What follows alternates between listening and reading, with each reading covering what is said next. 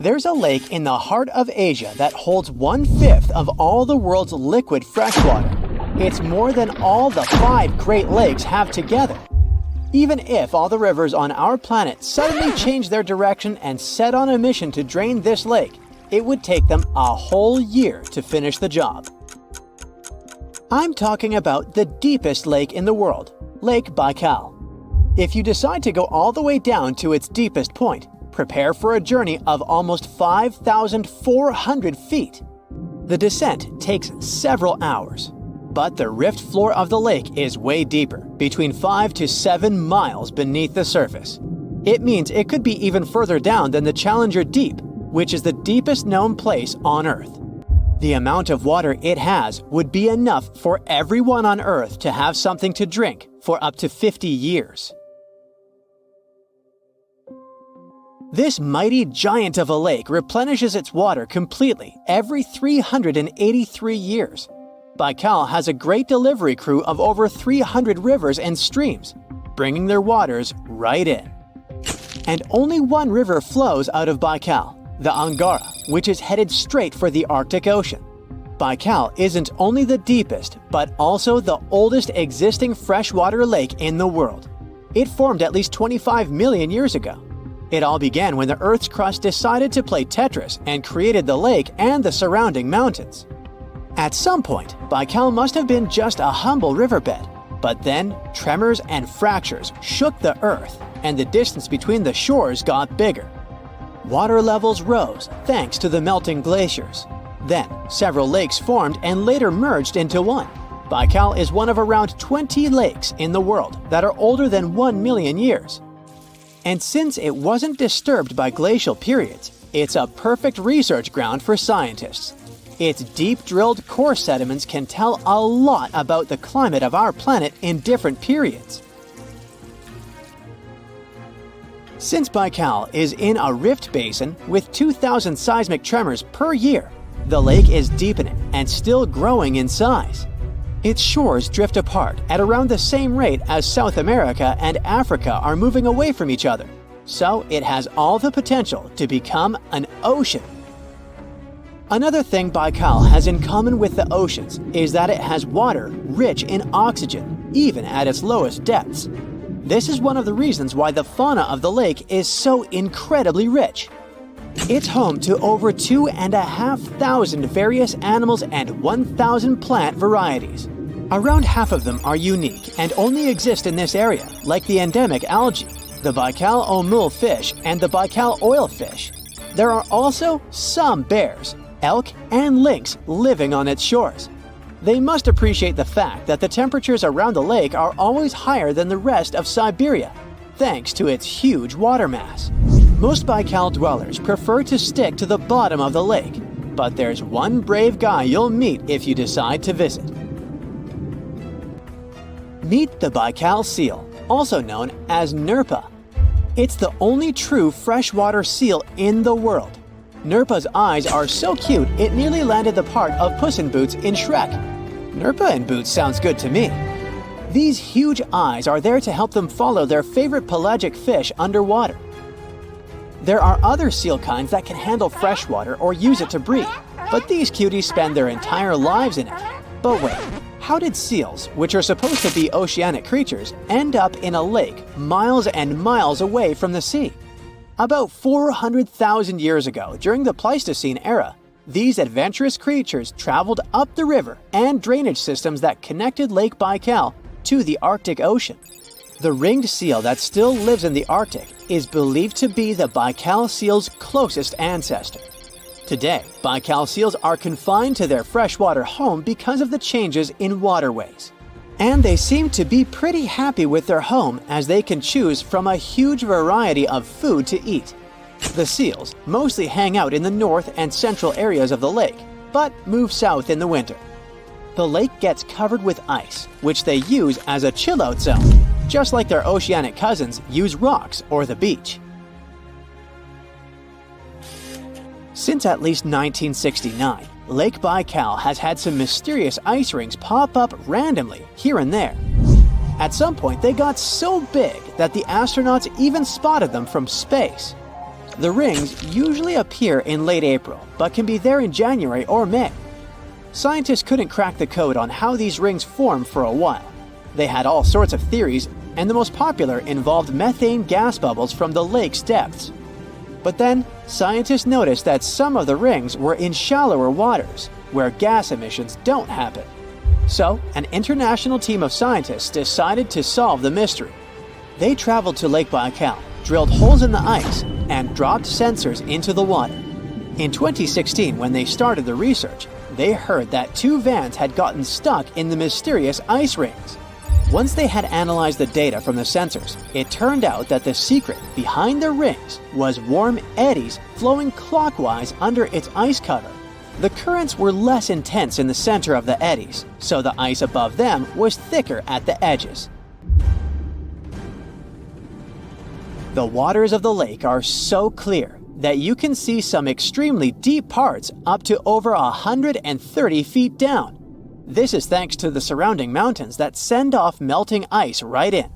Plankton that live in the lake also helps clean the floating debris. When this crystal clear water freezes, it forms an unusually thick and see-through layer of ice. The wind likes to play sculptor on Baikal and creates one-of-a-kind pieces of art here. It picks up water, which, of course, freezes into the most unusual designs. Frozen bubbles and icicles you've never seen before. The location and geography of the lakes and the cycles of melting and refreezing create the perfect conditions for this ice workshop. And you can even see rocks that seem to be floating. The bottom of the rock freezes to the surface of the ice. Then, the strong winds wear away the surroundings, leaving a perfect pedestal for the rock. If you think the floating rocks look eerie, how about Baikal's version of the Loch Ness Monster? The local Buryat people have a legend about the water dragon master that lives in the lake. A dragon is believed to be the most powerful creature living on Earth in Asian mythology. They believe there are 4 dragons living in the 4 seas, each responsible for one of the cardinal directions. Baikal is the North Sea in this story.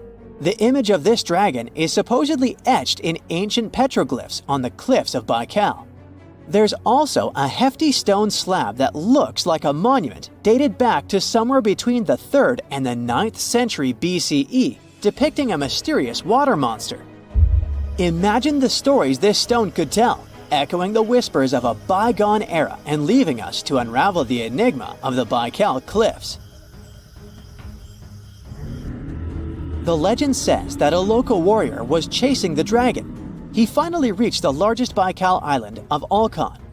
He was ready to face and defeat the dragon, but the beast turned into a beautiful girl, and they got married. That's one unusual twist to a classic defeat the dragon and take the girl story. So, local legends describe that dragon as a giant sturgeon with an almost gator-like snout and armored body. In reality, the mythical monster must be one of the many huge fish living in the lake. They can afford to grow to several feet in length thanks to the high levels of oxygen in the water. Beluga sturgeon can weigh several thousands of pounds, lives up to 50 or 60 years, and never stops growing. Think you know what lurks in the depths of the ocean?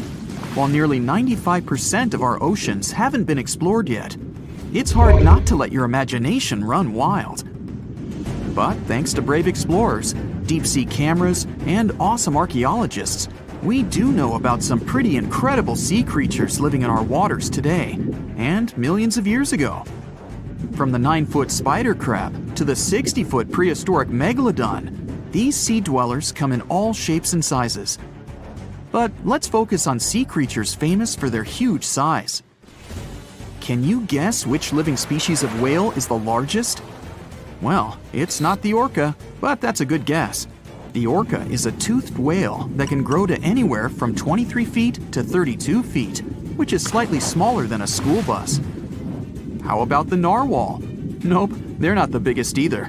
These unicorns of the sea live mainly in Arctic waters and only grow 13 feet to 20 feet in length, and that's including their 9-foot tusk. Tired of guessing? Okay, I give in. The largest whale that still exists today is the blue whale. At a jaw-dropping 82 feet to 105 feet, the blue whale is not only the biggest whale we know of, but is currently the largest animal to have ever lived on Earth. Seriously. These animals are bigger than a T-Rex, and even the prehistoric megalodon. If you were to put a blue whale next to a school bus, it would look like it could swallow it. Think about that. According to National Geographic, a blue whale's tongue can weigh the same as an elephant. And their hearts can weigh as much as a car. That doesn't even sound possible. It's no wonder these giants need to eat about 4 tons of krill every day. While there aren't too many animals living today that can compete with the blue whale's epic proportions, there is an entirely different species that is a good contender, and it's not quite what you would expect. It's a jellyfish. No, I'm not talking about the little jellyfish that wash up on the shore and ruin a perfectly good day at the beach. I'm referring to the lion's mane jellyfish, the biggest jellyfish around. This invertebrate can grow up to 120 feet long. They also come in different gorgeous colors like red, purple, or even shades of orange.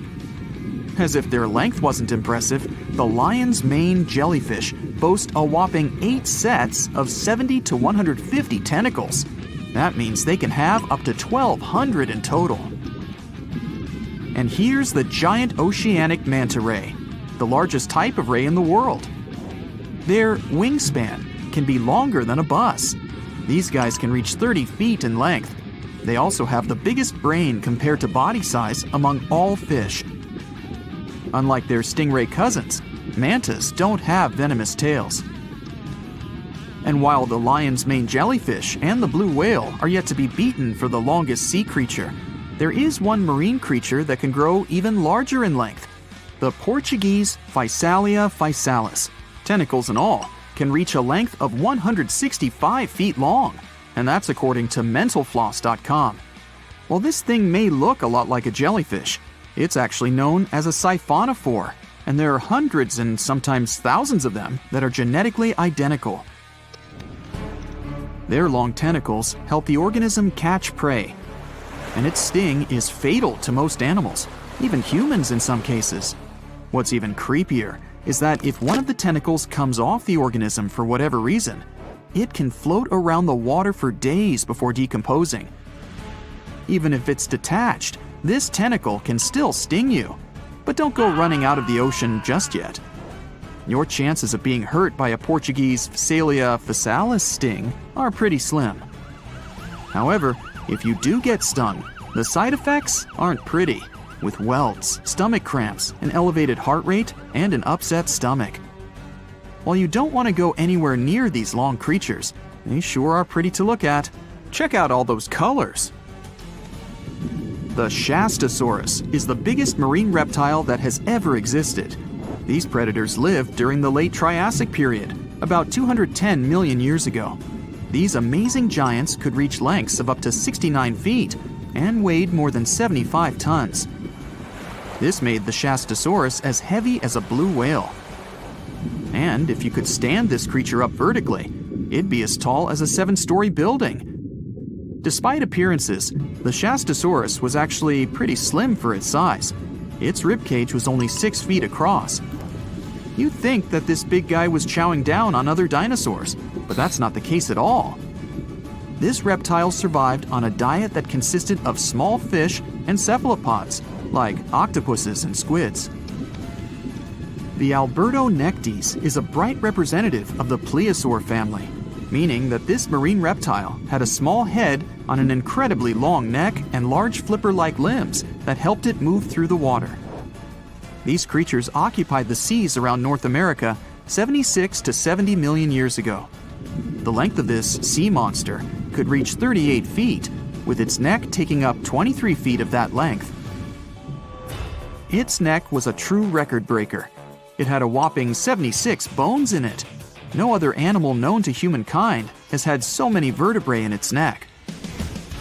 Scientists aren't sure why they needed such a lengthy neck. They might have used it to collect shellfish off the seabed, or perhaps it helped them capture their main prey, fish and squids. This aquatic reptile also had gastroliths in its stomachs. Some of them were as big as 5.5 inches in diameter. The Tylosaurus belonged to the Mosasaur family. It dominated the shallow seas of North America about 85 to 80 million years ago. This was an enormous predator, with the biggest representatives reaching 45 feet in length. It had a narrow hydrodynamic body with a blunt, powerful head that the animal used to ram and stun its prey. Its body was equipped with agile flippers and a long tail decorated with a maneuverable fin. The Tylosaurus was a carnivore, and its diet included not only fish, turtles, and small sharks, but also other mosasaurs, plesiosaurs, and flightless birds. Meet Ophthalmosaurus. This prehistoric reptile thrived during the late Jurassic period and lived in oceans all over the world.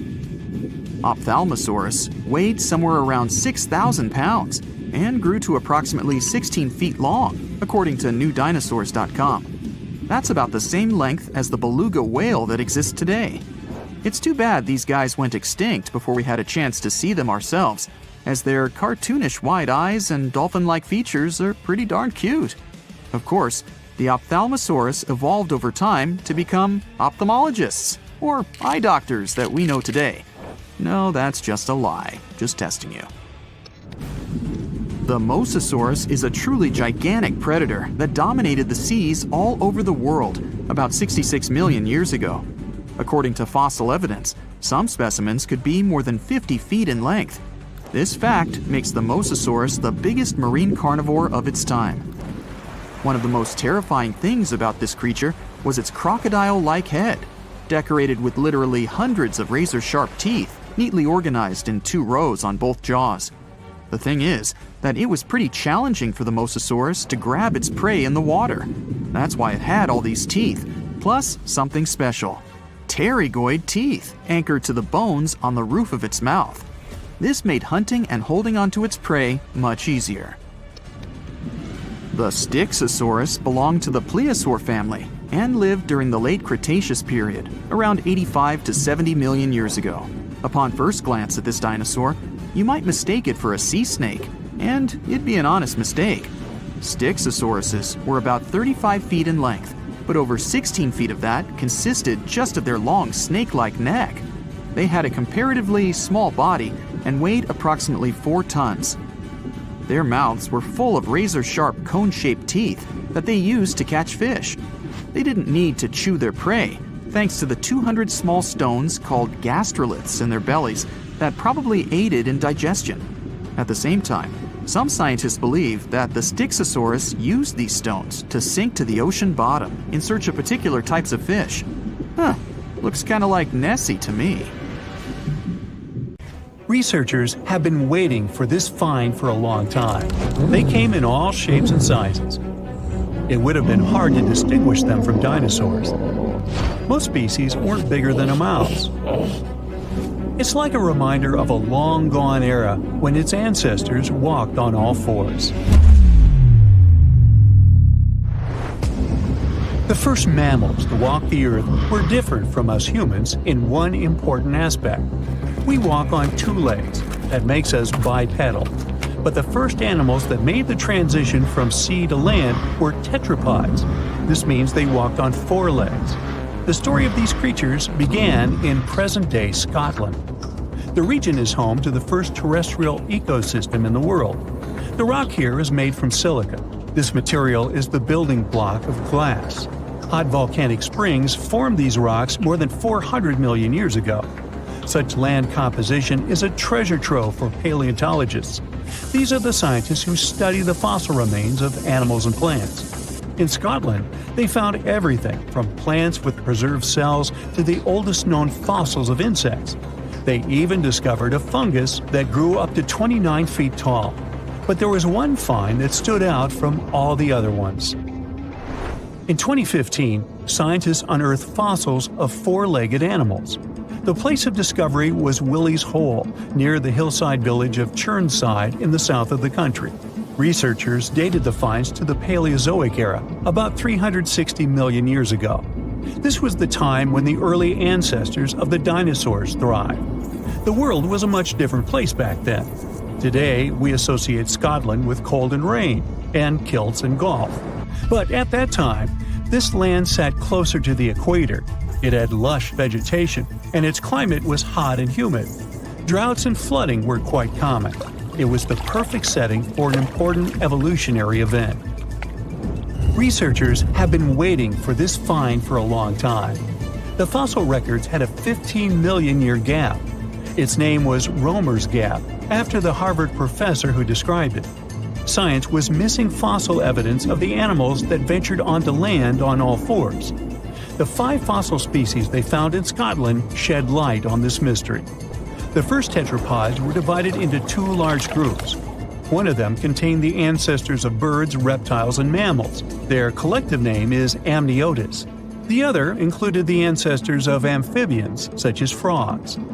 When these and similar species migrated to dry land, they discovered that they weren't alone. The earliest life forms that made this evolutionary leap were liverwort-like plants. We know this because scientists found their spores.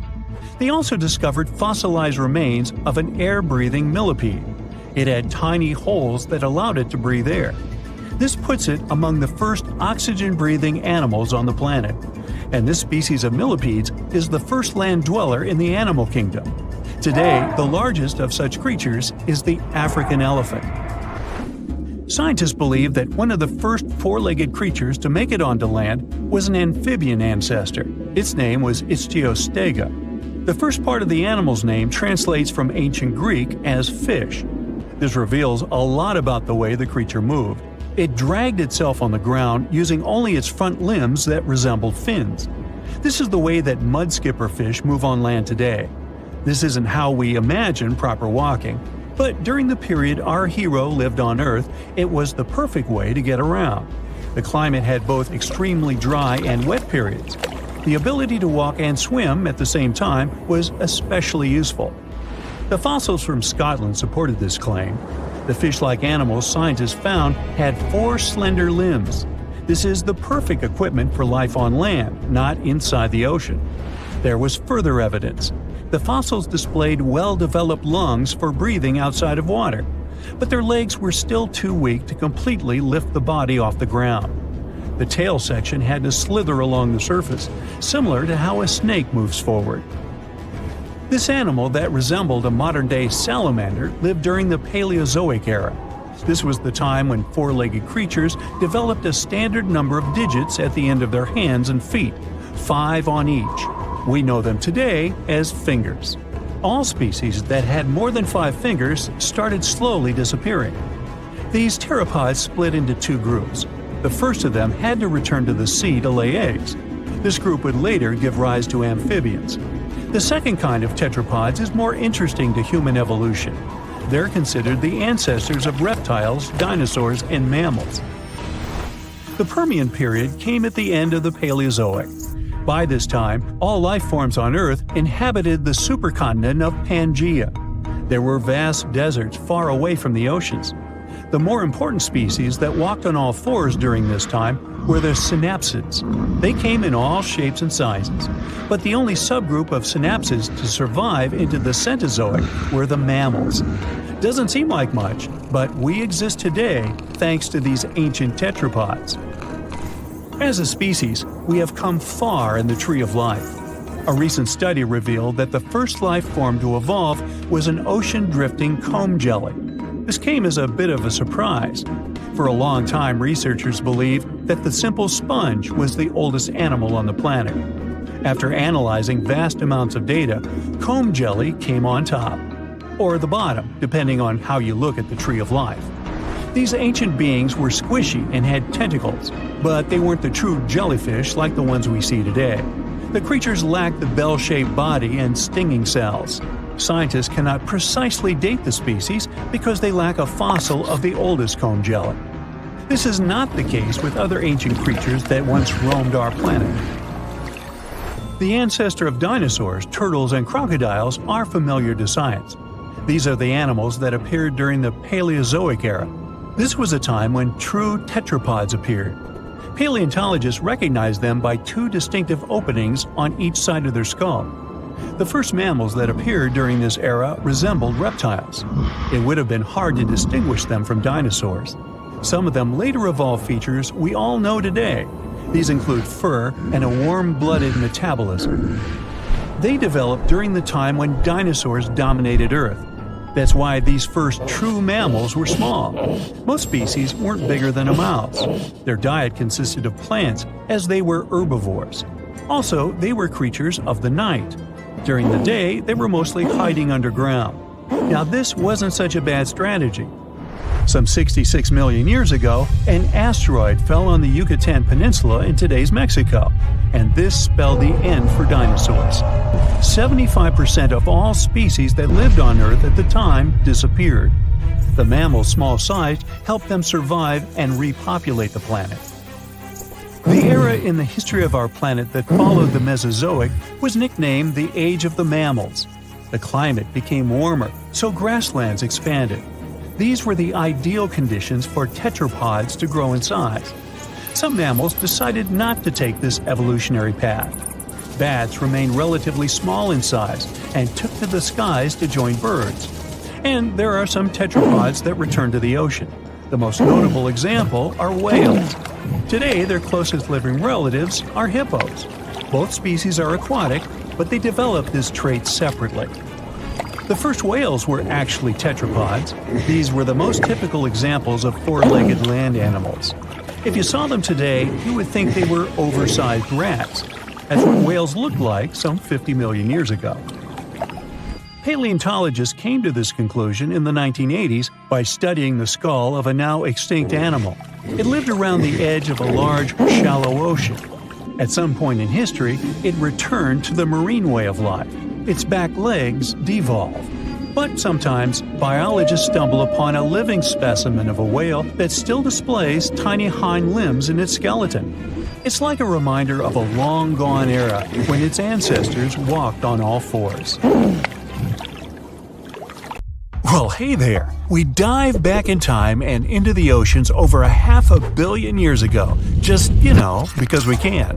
Whoa! Watch out! It's not megalodon or giant sea reptiles you need to look out for here. It's a bizarre, unearthly-looking creature called Anomalocaris. The name means unlike any other shrimp. And I think you'll agree, it looks like a nightmarish cross between a shrimp and a modern-day centipede.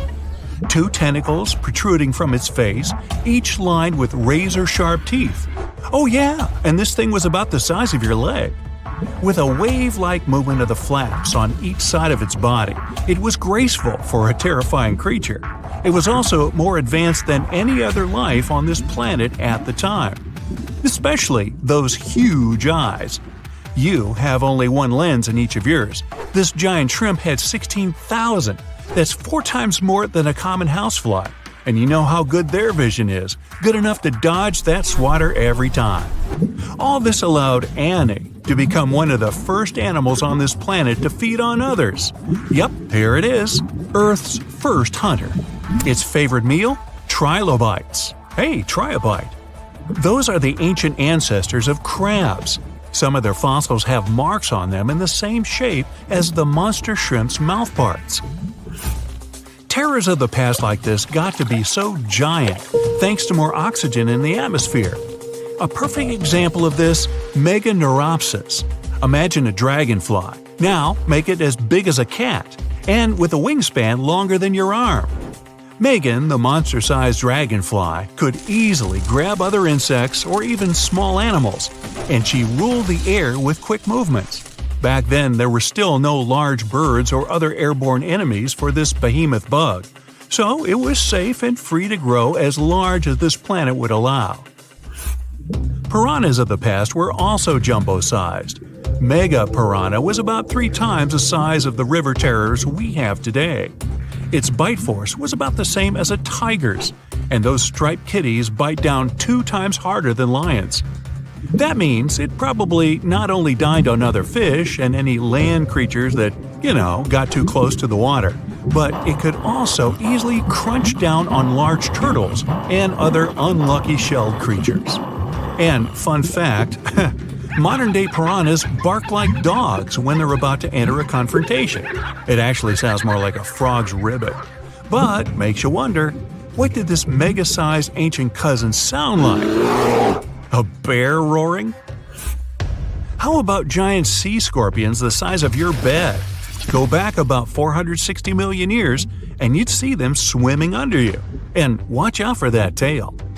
Scientists still don't know if these creatures could use it to inject venom like your standard land scorpion, but something tells me I wouldn't want that thing anywhere near me. Then there's this guy, Therizinosaurus. Terry looks sort of like a goose with long arms. Oh, and did I mention this goose dino is about 2 stories tall and longer than a bus? Yow! Its arms make the T-Rexes look even more bite-sized, each 8 feet long, almost triple the length of T-Rexes. And on the end, razor-sharp claws the size of your whole arm. Now, don't worry about those lengthy claws too much, though. Terry probably used them to cut through giant termite nests. So, this huge reptilian goose was more interested in eating bugs and plants. Another mega monster for you, Megatherium. The giant ground sloth could look a giraffe straight in the eye and weighed as much as a hippo. It moved mainly on its hind legs and used its massive tail as support. It had huge paws with colossal knife-sized claws. The sloth could use them to defend itself from enemies and to bend tree branches in search of food. But the biggest danger to the giant ground sloth wasn't dinosaurs or saber-toothed tigers. It was our own species. Yep, humans showed up just in time to meet this fellow and to, eat him up. Titanoboa was a terrifying 50-foot snake, as long as the great megalodon itself.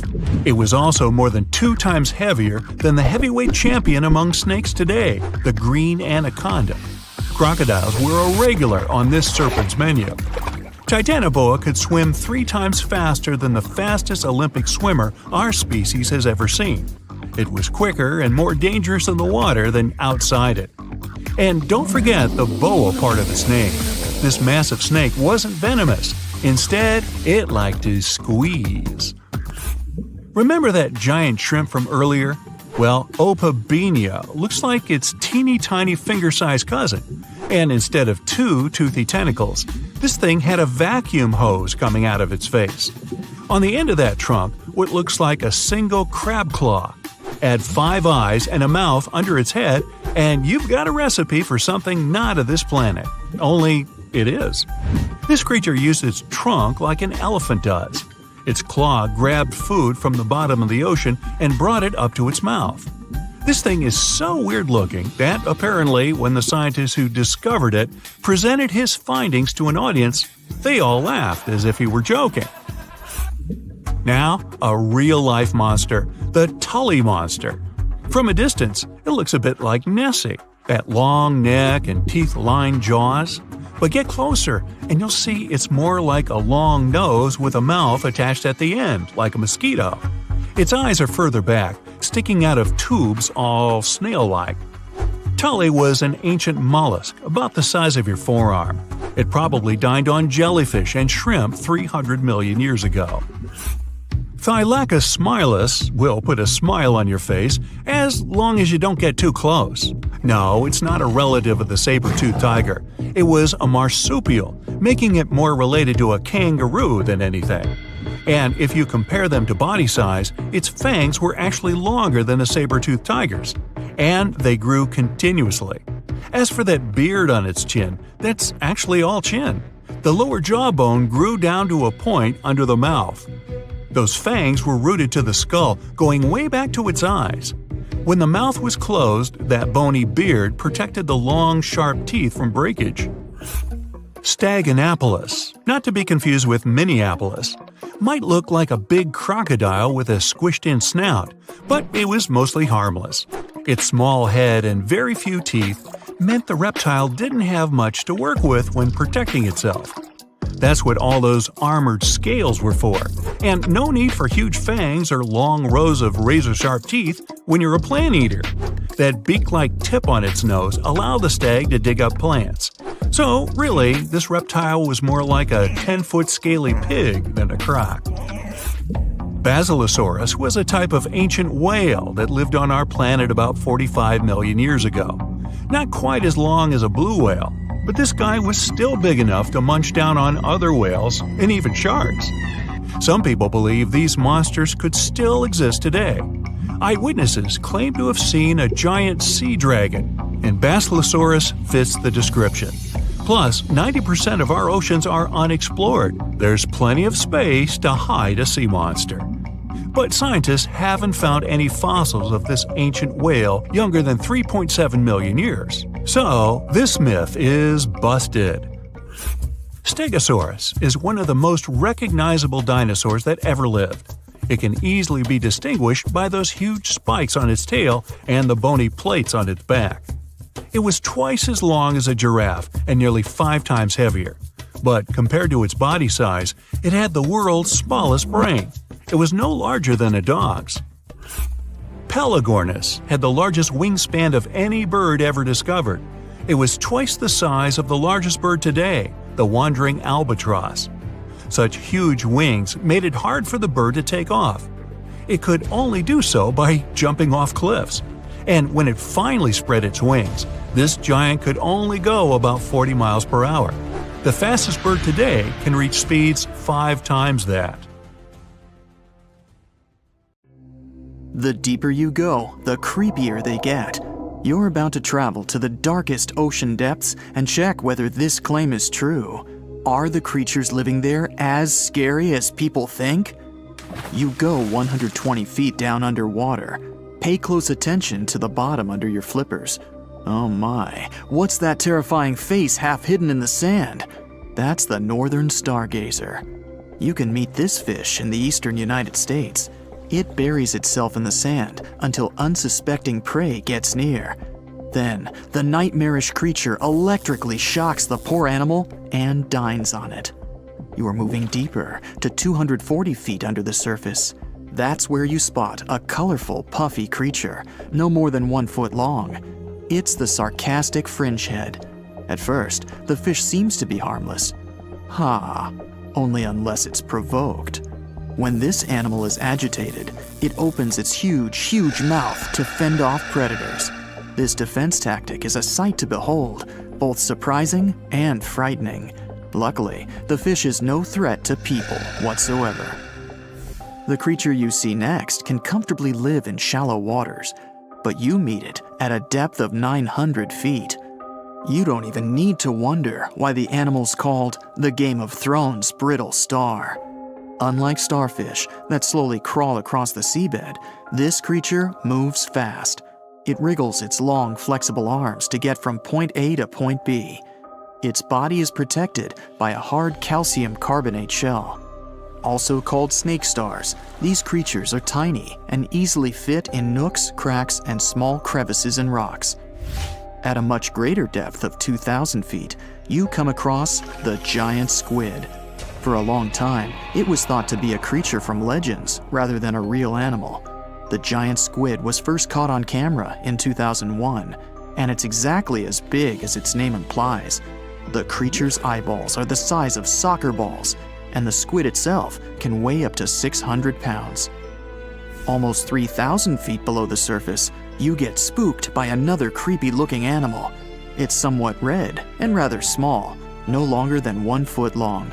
As you approach the creature, it looks rather docile, or maybe just indifferent. The vampire squid, that's the animal's name, looks like an umbrella with tentacles. It doesn't even produce ink, so you leave it alone. Soon after that, at a depth of 3,200 feet, you meet the cookie cutter shark. This creature is a parasite. It attaches itself to big fishes, dolphins, whales, and sometimes even people. Then, using its neatly arranged serrated teeth, it gouges out cookie-sized pieces of meat. This nasty glowing animal doesn't grow larger than 20 inches and lives in the ocean twilight zone.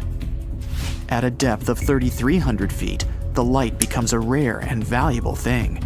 The animals living that far away from the surface have to evolve unusual features to survive.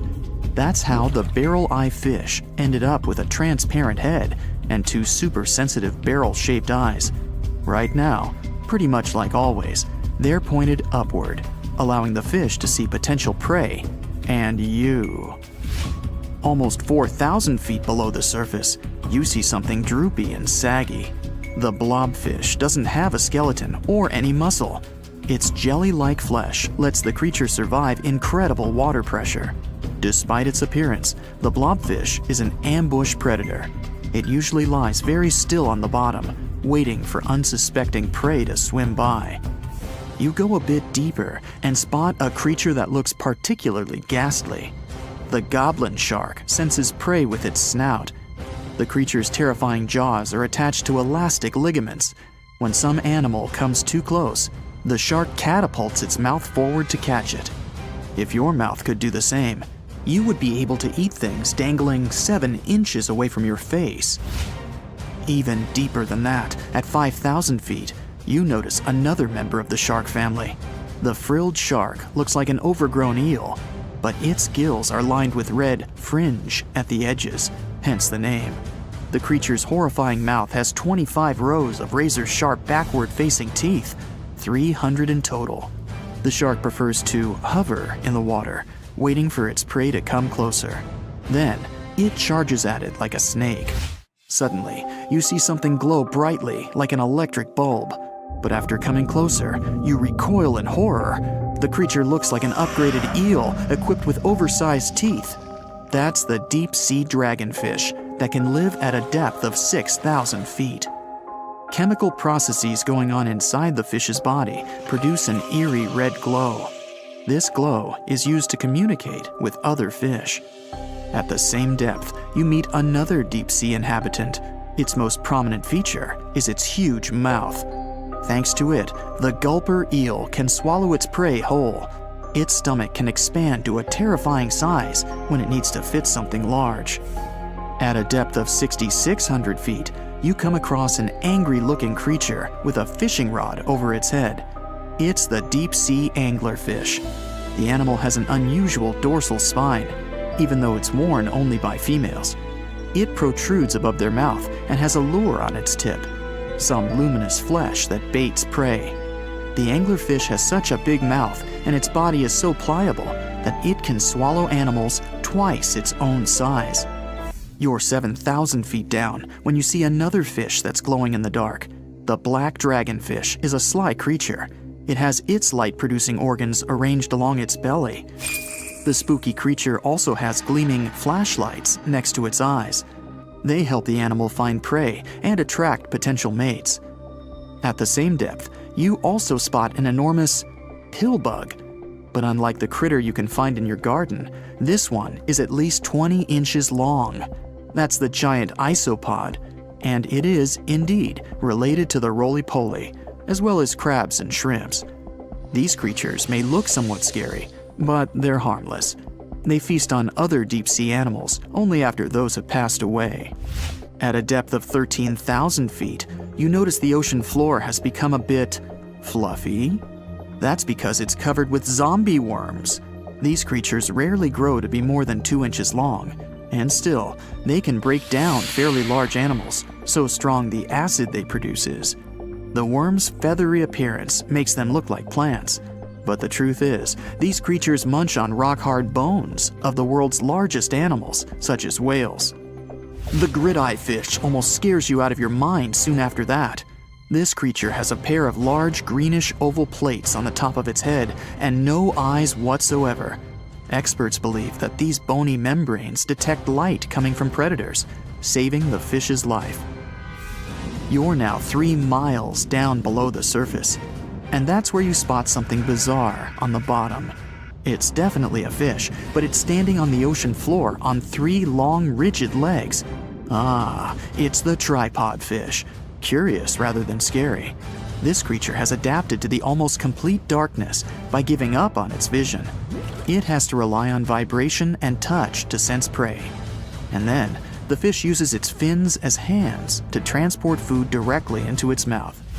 You don't have time to go any deeper before you spot the faceless fish. This slightly off-putting creature has no eyes, and its mouth, smiling a Mona Lisa smile, is underneath its body.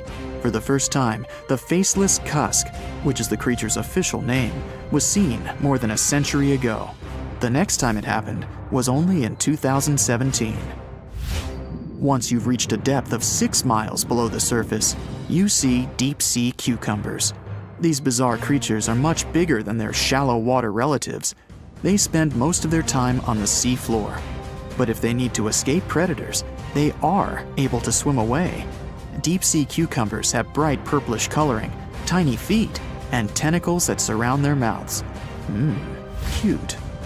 The question is, why do these deep-sea creatures look so scary? Life is very different there, at the bottom. Tremendous water pressure, a lack of food, and constant darkness. You have to adapt to survive in such extreme conditions. The stonefish. Stonefish aren't going to win any beauty contests, unless the pageant is for best rock look-alike. Their tiny unreflective eyes and rough skin blend in perfectly with their environment. A large head, an even bigger mouth, and a home full of, it's rocks. And just because you're on the beach doesn't mean you're safe. Stonefish can survive for 24 hours out of the water. Stepping on one, or even handling one, won't be that fun. Their dorsal fin spines have extremely strong venom. It shoots out when they get stepped on, and it can lead to paralysis or even heart failure. You'll need help fast. No wonder they're one of the most dangerous creatures in the water, or anywhere. Be careful when scrambling around rocky areas. They love to play hide and seek. The deep-sea dragonfish. If there were a prize for the most hideous fish in the ocean, the deep-sea dragonfish would win. With slimy, scaleless skin, massive teeth, and a face only a mother could love, this bad boy of the sea is nothing to mess with. It likes to swim between 700 feet and 6,000 feet below the surface of the ocean, where the waters are the darkest and coldest. Along with some other creatures on this list, the deep-sea dragonfish relies on its bioluminescent body parts to catch prey. It also uses its hanging appendage, which boasts a little red light on the end, coming out from its lower jaw. Many fish mistake this little light for prey, luring them right into the jaws of the deep-sea dragonfish. Very clever dragonfish, very clever indeed. The fangtooth. The Mariana Trench is an underwater trench with a depth of 35,000 feet, nearly 7 miles below the ocean surface. Let that sink in. While scientists know the Mariana Trench exists, it's one of the least explored places on Earth. It's also the deepest area of Earth's oceans. And although many creatures down there probably haven't even been seen by humans yet, scientists have had the creepy pleasure of getting to know the fangtooth. The fangtooth fish shamelessly lives up to its name. Just look at that thing. The fangtooth is carnivorous and feeds on just about anything it can find that gets caught in its sharp-toothed mouth. These fish rely on their contact chemoreception to find prey. In other words, they can sense chemical residue that comes off of other living organisms in the deep sea. This is because they don't have any light-producing cells on their bodies, unlike many other deep-sea fish.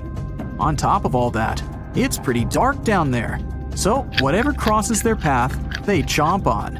While these guys look pretty scary, they're not a threat to humans. They only grow about 7 inches long. Even so, I wouldn't want to run into one of these things during a relaxing swim in the ocean. The Dunkleosteus. Strangely enough, this prehistoric fish, known as the T-Rex of the seas, had no teeth. Those were replaced with bony plates that allowed it to have the strongest bite among other monsters of its size. The goblin shark. If you thought the movies about sharks were scary, this next deep-sea creature will make you swear off going for dips in the ocean forever. However, it lives 3,000 feet underwater, so you'll never likely see it face to face. The goblin shark looks like a cross between a shark and a creature from your worst nightmare. These sharks boast a protruding sword-like snout with a jaw that juts out to match. Unlike other sharks that have more of a gray hue, this creepy thing looks not so pretty and pink. Aside from their scary demeanor, what do scientists really know about the goblin shark? Well, not much, except that they can grow up to 18 feet in length. Looks like there's still a lot to learn about these guys, if you dare to. By the way, did you know that sharks don't sleep? Many species have to keep water moving over their gills to get oxygen, so they can't fall into a deep sleep like we do. That's why they stay half awake during rest. Typically, sharks don't even close their eyes. The cookie cutter shark. This shark is a living horror, with lower teeth being big and sharp, while the upper ones are much smaller. When its teeth fall off, the shark eats them to maintain calcium levels. Pretty smart solution for a shark. The frilled shark. Studying the frilled shark is like looking through a portal back to prehistoric times. That's because scientists think that these eel-like sharks haven't changed much since their oldest ancestors roamed the deep sea waters, so they're sometimes referred to as living fossils. These sharks' mouths are filled with a terrifying 25 rows of backward-facing sharp teeth, 300 in total. They're designed to grasp prey and hold them tight so they can't get away, according to early studies of the shark conducted in 1884 and published in the Bulletin of the Essex Institute. Luckily for swimmers, the frilled sharks live between 390 feet and 4,200 feet below the ocean's surface, so they'll probably never run into them. Probably. This is probably the worst nightmare of any dentist. The northern stargazer. Take a look at this cutie. The northern stargazer is definitely not something you'd wish to see on the ocean floor. This horrid creature hides its body under the sand, leaving its face above to wait for prey. The tasseled wobbegong. Here's another carpet shark on our list.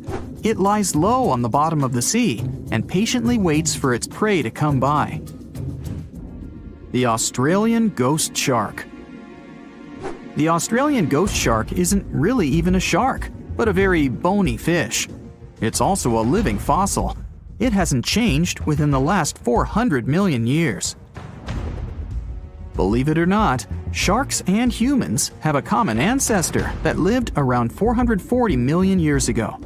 Even though we both evolved in our own way, there are still some signs of that connection. For example, the genome of an elephant shark is very similar to humans. The Leopleurodon. This list of terrifying creatures would be incomplete without mentioning the terrifying and prehistoric Leopleurodon. This carnivorous marine reptile existed during the Colovian stage of the Middle Jurassic era and ruled the waters at 9 feet in length. Scientists believe Leopleurodon thrived in this deep-sea trench because of its ability to swim long distances and its 4 paddle-like limbs. While they probably weren't able to propel themselves toward prey like other animals of the area, they did manage to accelerate and attack very ruthlessly and efficiently.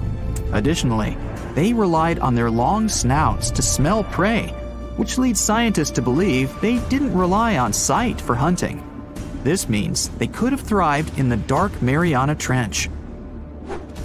Around 150 million years ago, Leopleurodon became extinct due to competition for prey against other thriving marine reptiles. And I think I speak for all of us when I say, thank goodness for that. Considering that scientists have only explored 5% of the ocean floor and found some of the scariest sea creatures imaginable, one can only dream of what other animals reside in the deep sea waters. Perhaps it's best to keep them in your imagination. Am I right? The megamouth shark. This shark is a filter feeder, and it's friendly to humans, although its huge mouth can look quite threatening. Like basking sharks, it swims with its mouth constantly wide open, as if it were on Twitter. The gulper eel. This deep-sea eel has an easily distended belly that allows it to swallow prey twice its size in a single monstrous bite. They have very unusual jaw shapes and can reach about 2 to 3 feet in length. Do you see that large log near the ocean floor? Maybe it's part of an old ship. Treasure, gold, diamonds, I'm rich! Well, as you get closer, you notice something. It's swimming! It's not a shark or a dolphin, it's a saltwater crocodile. Now don't panic. If you bump into one of these reptiles in the sea, it's unlikely it'll think of you as food. Crocodiles have a special valve in their throat that stops them from drowning underwater, but that doesn't mean they can't bite. Usually, they're heading to a nearby island, and the quickest way there is to body surf. They can't really take the ferry, you know. Watching one from a distance should be okay. Just don't swim to shore right away. They love to ambush their lunch in shallow water. If there's one time I'd want to see a great white shark, it's when I'm diving with crocodiles. They'll gladly take a crocodile-sized nibble, given the right motivation. Now, one of the most common animal myths is that mice love cheese. It popped out a long time ago, probably as early as when people started storing food. Since mice are regular visitors to human homes, they were constantly looking for food they could eat. People used to store grains in glass jars. They also kept their meat hanging up high. But they'd lay the cheese on the shelf, which was an easy target for all the unwelcome pantry visitors like mice. So they ate it because they couldn't reach anything better. But a mouse will definitely more likely go after chocolate or some other sweet thing than the cheese. Who can blame them? Now, flamingos don't really stand in the water on one leg so they wouldn't get cold. This is just a simple way for them to spare the effort. It's exhausting for us humans to stand on one leg, but for them, this is the most stable position possible considering their peculiar anatomy. This pose doesn't require any muscular work. Now I'm jealous. One of the most widespread and oldest myths out there is that ostriches hide their heads in the ground every time they're scared. A long time ago, researchers thought ostriches weren't very smart because they bury their heads in the ground without being aware the rest of their large bodies are still out there, where everyone can see them. In fact, ostriches do it when they want to swallow sand and pebbles to boost their digestion or just turn over the eggs they lay in their nests.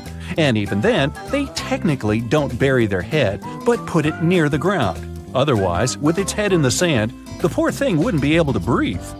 No reason to think of an ostrich as a frightened bird. Like some other animals, it will flee if it senses there's a danger coming. And in some situations, it'll fight back and defend itself. And that's one angry bird. What do you think is the largest thing a blue whale can swallow? Well, we're talking about the biggest animal ever known to have lived on our planet. It can grow up to 100 feet long with a weight of 200 tons. Its heart is as big as a car, and its tongue can weigh as much as an average elephant. It's easy to imagine a blue whale swallowing cars, people, and even small ships, perhaps. But it's all wrong. The largest thing it can actually swallow is a grapefruit. Its throat can take the size of a small salad plate. Whales feed on small fish, plankton, and marine crustaceans, so they don't need a bigger throat. But we wouldn't be able to survive the juices inside a blue whale's stomach anyway. It would finish us within 15 seconds, similar to how long we'd last in space without a spacesuit. So don't try this. Camels don't store water in their humps. We're talking about animals with extraordinary resistance to some pretty extreme conditions. They can survive even when drinking water only every 8 to 10 days, but not because they have a secret stash on their back. It's because, when they have a chance to drink, they will swallow 50 gallons of water at one sitting. They mostly use it to replenish 30% of their total body weight, an amount they can lose by dehydration. So, they lose a lot of water but quickly regain it. Their humps are where they deposit fat, but it's not for producing water. The oxygen camels would need to inhale would cause them to lose too much water because it would evaporate through their lungs. That's why they use fat as a nutritional source for energy. This helps them survive in arid regions and times of scarcity. Now, it's a myth that anteaters vacuum ants using their noses. They don't go around looking for ants and hoovering them through their long snouts. Anteaters have very long tongues. Giant anteaters have tongues that go up to 2 feet long.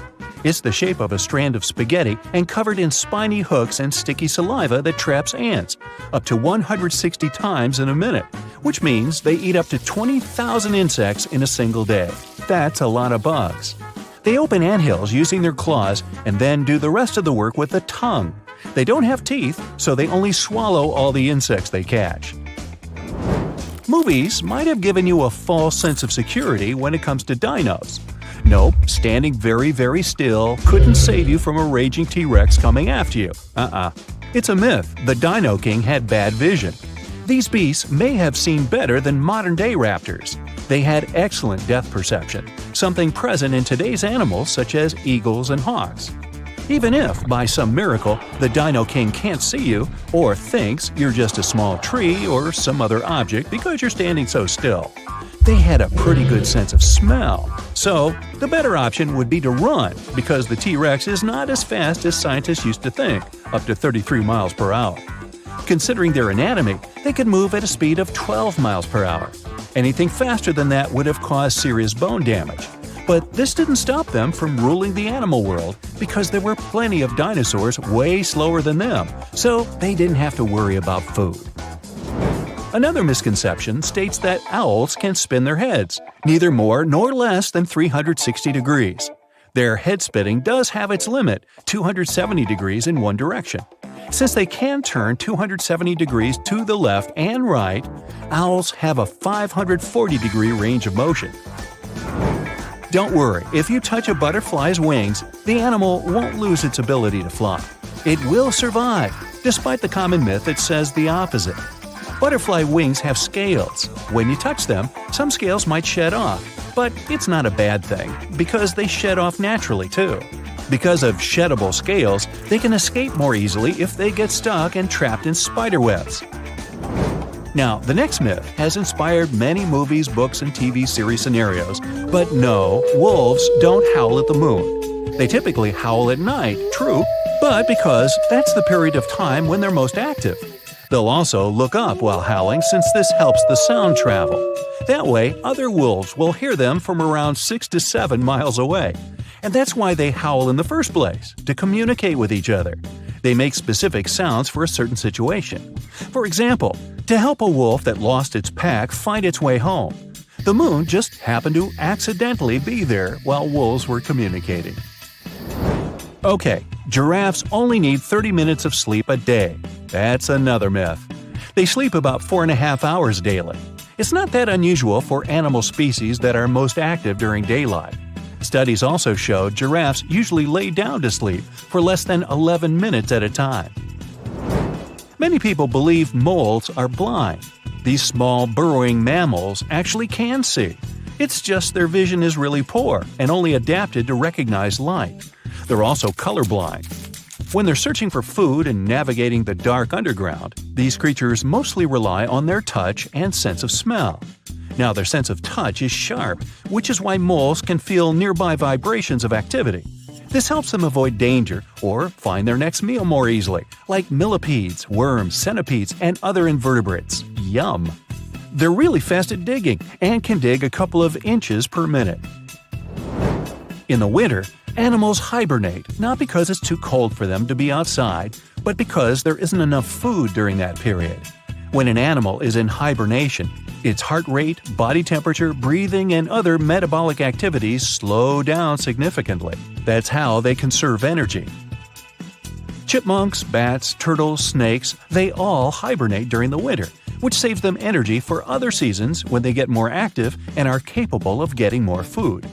I'd say bears too, but they're not the true hibernators. If you try waking one up during the winter when you believe the animal is sleeping, you might end up having a bad time. Now, they do slow down, which means they sleep for extended periods of time. They're still not asleep for the entire winter season, and you can easily wake them during their sleep, so let's not. Now, don't believe myths. Earwigs won't lay eggs in your ears. Yup, despite their name, they're not that interested in your ears. Well, at least there's no evidence they'd want to go there. They prefer to spend their time in dark, moist places, such as under tree bark or in soil. So, your ears are off the hook. Your heart is racing. You're running for your life from one of the biggest creatures you've ever seen. A giant reptile on 2 legs, sprinting right behind you. You hear the sound of a raging river next to you, but decide not to jump in. Thick leaves and bushes keep blocking your path, and you keep getting stuck in the mud.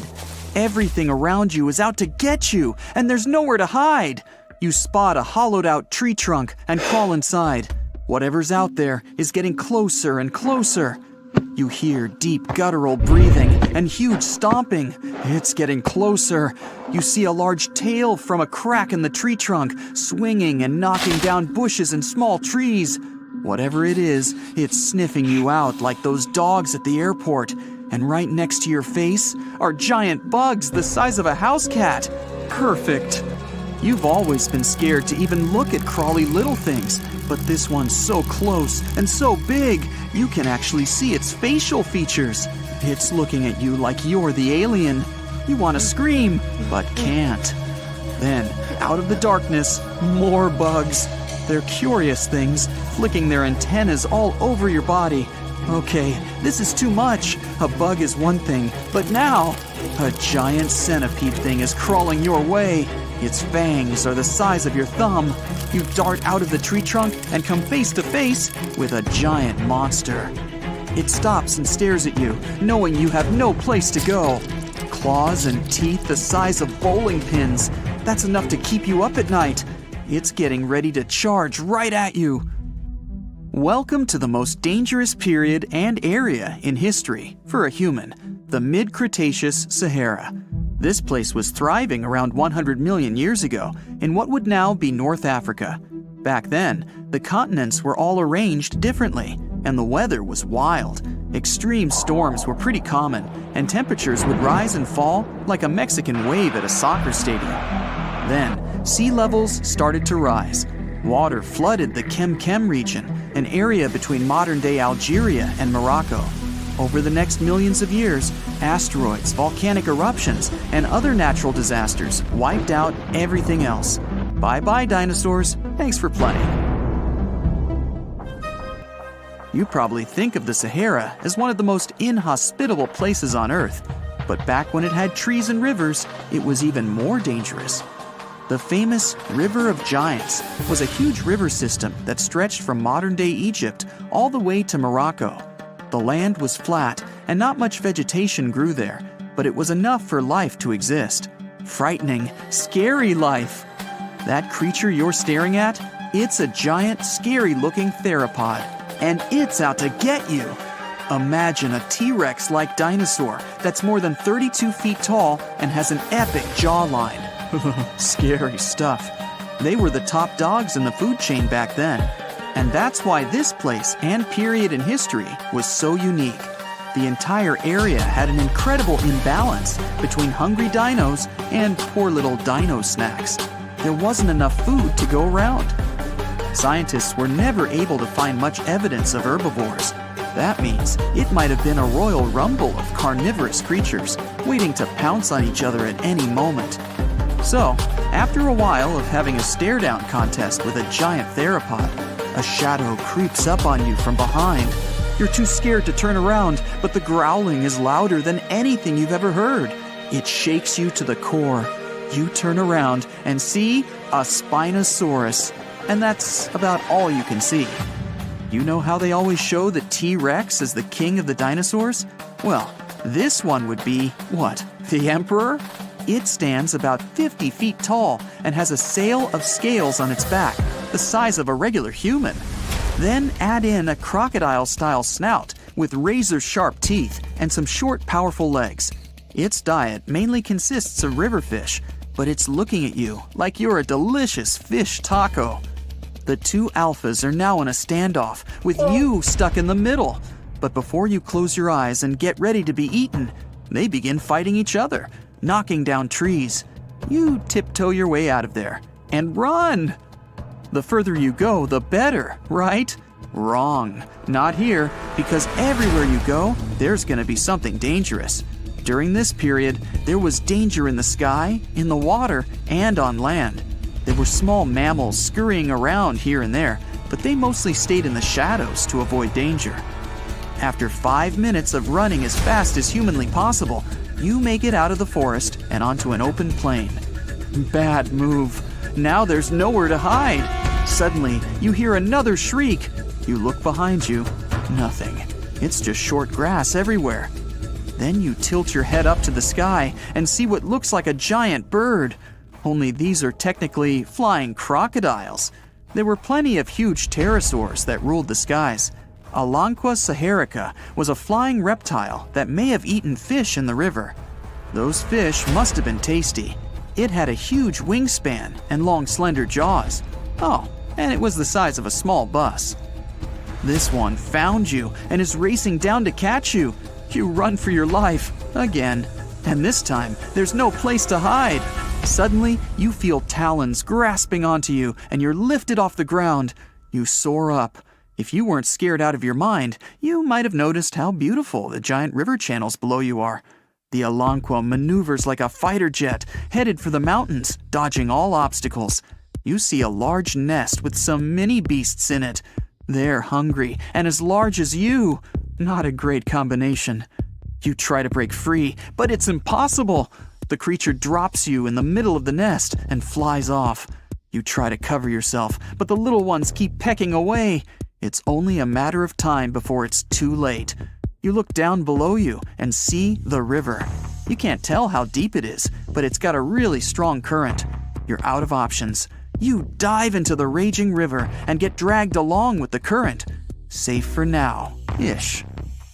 Imagine it's 2021. You're walking along one of the hottest and driest places on Earth, the middle of the Sahara Desert, only to find fossils of oversized fish. They ranged from bite size to bus size. Even freshwater sharks lived there. These weren't your average little fishies. Judging by their teeth, those guys meant business. You might even find a giant sea turtle swimming around. Okay, back to your wacky adventure. Luckily, you wash up on a safe sandy part of the river where you're able to relax. You drink some river water and try to find a safe place to make camp. Every noise you hear makes you jump. You sit down and try to enjoy the calmness of ancient Earth. Just when you feel you can finally catch your breath, you see a Spinosaurus walking along the river on the prowl. You run off and hide under a bush. It passes you by. You're safe. Or not. It turns, shakes the bushes and sees you. Just then, a large boom scares it away. It's the sound of you jolting awake. You turn on the light and see your cat staring at you. Those dinosaurs seem so real, probably because of that documentary you were watching right before bed. The entire mid-Cretaceous ecosystem depended on rivers for daily life. Just like all ancient civilizations, rivers were essential for the creatures of the time. And very recently, scientists discovered a new species of snakes that went extinct back then, with no known descendants. To understand these ancient ecosystems, it's important to know a lot about fossils.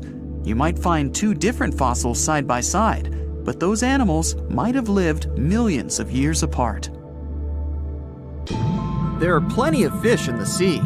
Some of them look totally like Nemo or Dory. Then there's the butterfly fish and fancy guppy, which is indeed really fancy. And then there's... What on earth is that? I would definitely not pay for a diving experience to see this guy. The anglerfish has the unofficial title of the ugliest animal in the world, but I wouldn't dare to break that news to it. There are more than 200 species of anglerfish currently swimming somewhere in the gloomy depths of the Atlantic and Antarctic Oceans, up to a mile below the surface. Some of them prefer different living conditions, the shallow tropical environments. Different kinds of anglerfish vary in shape and size, from the famous black sea devil to frogfish, monkfish, footballfish, goosefish, batfish, and sea toad. The larger ones can be half as long as a full-sized bed, but most are less than a foot long. Since the choice of meals where these guys live isn't that huge, they had to come up with a unique hunting strategy. They don't waste their priceless life energy on following prospective prey. Instead, they use a piece of dorsal spine that sticks above their mouths like a fishing pole, hence the name of the fish. There's a sac of bioluminescent bacteria that glows brightly in the dark at the end of that rod. The light lures prey, and all the anglerfish has to do is wait, and then enjoy its lunch delivered right to its mouth. Their bodies are pliable and huge, so they can easily swallow prey twice their size. Deep-sea anglerfish eat whatever they can find. Species that live in more shallow water aren't picky either, and can eat anything from shrimp to snails and small fish. Only female anglerfish have the cool fishing rod feature though. So what about their males? Finding a soulmate deep under the sea isn't that easy. I mean, literally, there's no light down there. Plus, there are frigid temperatures and low oxygen levels.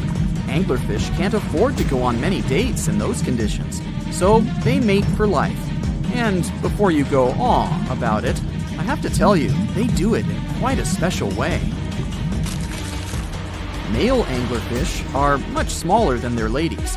The contrast is so striking that when researchers first got interested in their love life, they thought those males were actually the offspring, or larvae, hanging out next to their moms. Certain anglerfish male species have receptors that alert them that there's a female nearby. After they mate, the male bites into his woman and stays attached to her head, belly, near her tail, and other areas he can access. While they morph together forever, the female fish gets the male's cells, DNA, and reproductive organs, but loses her immune response cells. The male gets free permanent housing and nutrition. Given the current real estate prices, it sounds like a dream. But that accommodation is shared by up to 8 males, and they can't move out if they ever feel like it. You're unlikely to meet this deep-sea fish in real life, but if you meet an anglerfish in your favorite video game, remember that you can easily outswim it and make it kinder to you with tranquilizing arrows. Once you befriend it, the anglerfish can be your scout and help you discover new areas with its bioluminescent pods. Back in the real world, down in the twilight zone of the ocean, about 650 to 3,300 feet down, the anglerfish isn't the only creature you're lucky you'll probably never meet. Many of the locals look like they come straight out of science fiction or horror movies, but that's because they had to adapt to this dark, deep world. I did my best to get you prepared for the creatures you're going to meet, starting with the common fangtooth. They spend most of their lives deep down, but at night, they move toward the surface to snack. These guys are more active than most other deep-sea dwellers. They don't wait for food to come their way, but actually follow it, and then get it with their long, hungry teeth. They don't have a built-in light bulb like the anglerfish, so they've developed a great sense of smell and use as much sunlight as they can get there in the depth to get around. Sometimes, even the shadow of a passing by prospective prey is enough for them to switch to action mode. And though they don't look too charming, they're completely harmless to humans if you ever run into one of these guys. Stoplight Loosejaw sounds like a great name for an alternative band, but it's actually another deep-sea resident with sneaky hunting habits. It has special light-producing photophores under each eye. They emit green and red light like a stoplight, hence the name of the fish. Unlike other fish, these guys hardly ever leave the twilight and midnight zones. Their lower jaw is a quarter of the total body length, and the stoplight keeps it open all the time, hoping to get some lunch. It looks like a ferocious predator, but mostly prefers zooplankton, with an occasional dessert of shrimp, krill, and fish. I'm sure you didn't expect to meet a hybrid of an eel and a bird, but here it is! The slender snipe eel has a beak, much like that of a bird, with curving tips. The beak is equipped with tiny hooked teeth that the eels use to catch the antennae of delicious shrimp. And it sure is slender, stretching up to 5 feet and weighing only a few ounces. Scientists don't know all of this guy's secrets, since it's pretty tricky to study in their natural habitat. But it looks like they only produce offspring once in a lifetime, and then pass away. Glass squids like to take it easy in life, and literally go with the flow. They're filled with a solution which is lighter than water, so they don't have to make any effort to move around the deep sea, looking for food and partners. These creatures are transparent, so they blend into any landscape and don't even cast a shadow while moving. Talk about a great survival tactic. If danger finds it anyway, it can transform into a lumpy ball, pushing its head and tentacles into its mantle cavity. It can also release ink into the mantle and go from transparent to black. The same ink can protect it against hungry whales and seabirds. Another tactic they use to scare off predators is to activate their light-emitting organs around their eyes. I'm getting hungry. Maybe I can snack on this sea cucumber. Ouch, it's moving! So I guess it doesn't belong in a salad after all. These soft-bodied fellows live in all parts of the ocean, from shallow waters to the deep underwater world. Most of them slowly move around with their tiny feet, but some crawl around by flexing their bodies. Sea cucumbers can shed their internal organs when there's a predator approaching. Those sticky organs distract the intruder, and the happy cucumber moves on and just grows the organs back. What's that glistening in the distance? Looks like someone dropped gems in the water. That's a sea sapphire, also known as the most beautiful animal you've never seen. Some males of this type of copepod can change color from deep blue to purple, red, or gold. 1 second later, it's gone. And it's back, shimmering bright. The secret to this magic is that their bodies are transparent and reflect light differently at certain angles. It looks like it's their way of communicating between each other and attracting mates. Female sea sapphires don't have the same superpower, but their eyes are bigger compared to males, probably to spot them from a distance. Males roam wild and free, and their ladies stay in the crystal palaces of strange barrel-shaped jellies called salps. Orcas are considered some of the mightiest predators on Earth. One look at their elegant black and white appearance, and you'll immediately recognize them. These marine mammals are not just strong, they're also super smart and social. They have an incredible knack for communicating with each other through a wide range of noises. What's fascinating is that each orca pod has its own unique sounds that its members can recognize even from a distance. It's like they have their very own secret language. When it comes to hunting, orcas are highly skilled. While they prefer chilly coastal waters, you can find them all around the globe, from the polar regions to the equator. As the kings and queens of the food chain, orcas have a diverse palate. They enjoy feasting on fish, penguins, and other marine mammals like seals, sea lions, and even whales. They've got some serious teeth too, measuring up to 4 inches long. Now here's something really neat about orcas. They're expert hunters, and they do it in groups called pods. A pod can consist of up to 40 orcas, forming a very effective hunting team. Interestingly, there are distinct types of pods: resident and transient. Resident pods are more into fish, while transient pods have a taste for marine mammals. But no matter what type of pod they belong to, all orcas have one thing in common: they are master collaborators. They work together using smart hunting techniques that are often compared to the teamwork of wolf packs. When it comes to family matters, orcas take their roles seriously. Mothers are incredibly protective of their little ones, and often other adolescent females pitch in to help with the care. Mothers give birth every few years after a really long 17-month pregnancy. They usually have just one baby at a time. Eventually, as they grow up, they'll become more independent and venture out on their own. However, in some cases, the young orca may choose to stick with the pod it was born into for life. In the wild, orcas lived in tight-knit family groups, forming strong bonds and sharing a unique culture that is passed down from generation to generation. Research has shown that their social structure is decidedly sophisticated. Despite their beauty and intelligence, orcas are causing somewhat of a stir among sailors. Unbelievably, they have actually sunken boats. What's even more interesting, in a dangerous kind of way, is that they seem to be teaching their friends to do the same. According to experts, it all started with one upset orca. This poor soul experienced what they call a critical moment, and it triggered a whole new behavior. And now, this behavior is expanding among the orca population through social learning. Let's dive into the details. The latest incident occurred off the coast of Spain in the Straits of Gibraltar. A yacht had an unfortunate encounter with 3 orcas. The skipper of this vessel described how the little orcas shook the rudder while the big one repeatedly rammed the ship with all its might. The astonishing part is that the smaller orcas actually imitated the techniques of the larger one. With a slight run-up, they too slammed into the boat. It's like they were training with the master. But that's not all. Just 2 days before this incident, a group of 6 orcas ran into another sailboat in the same area.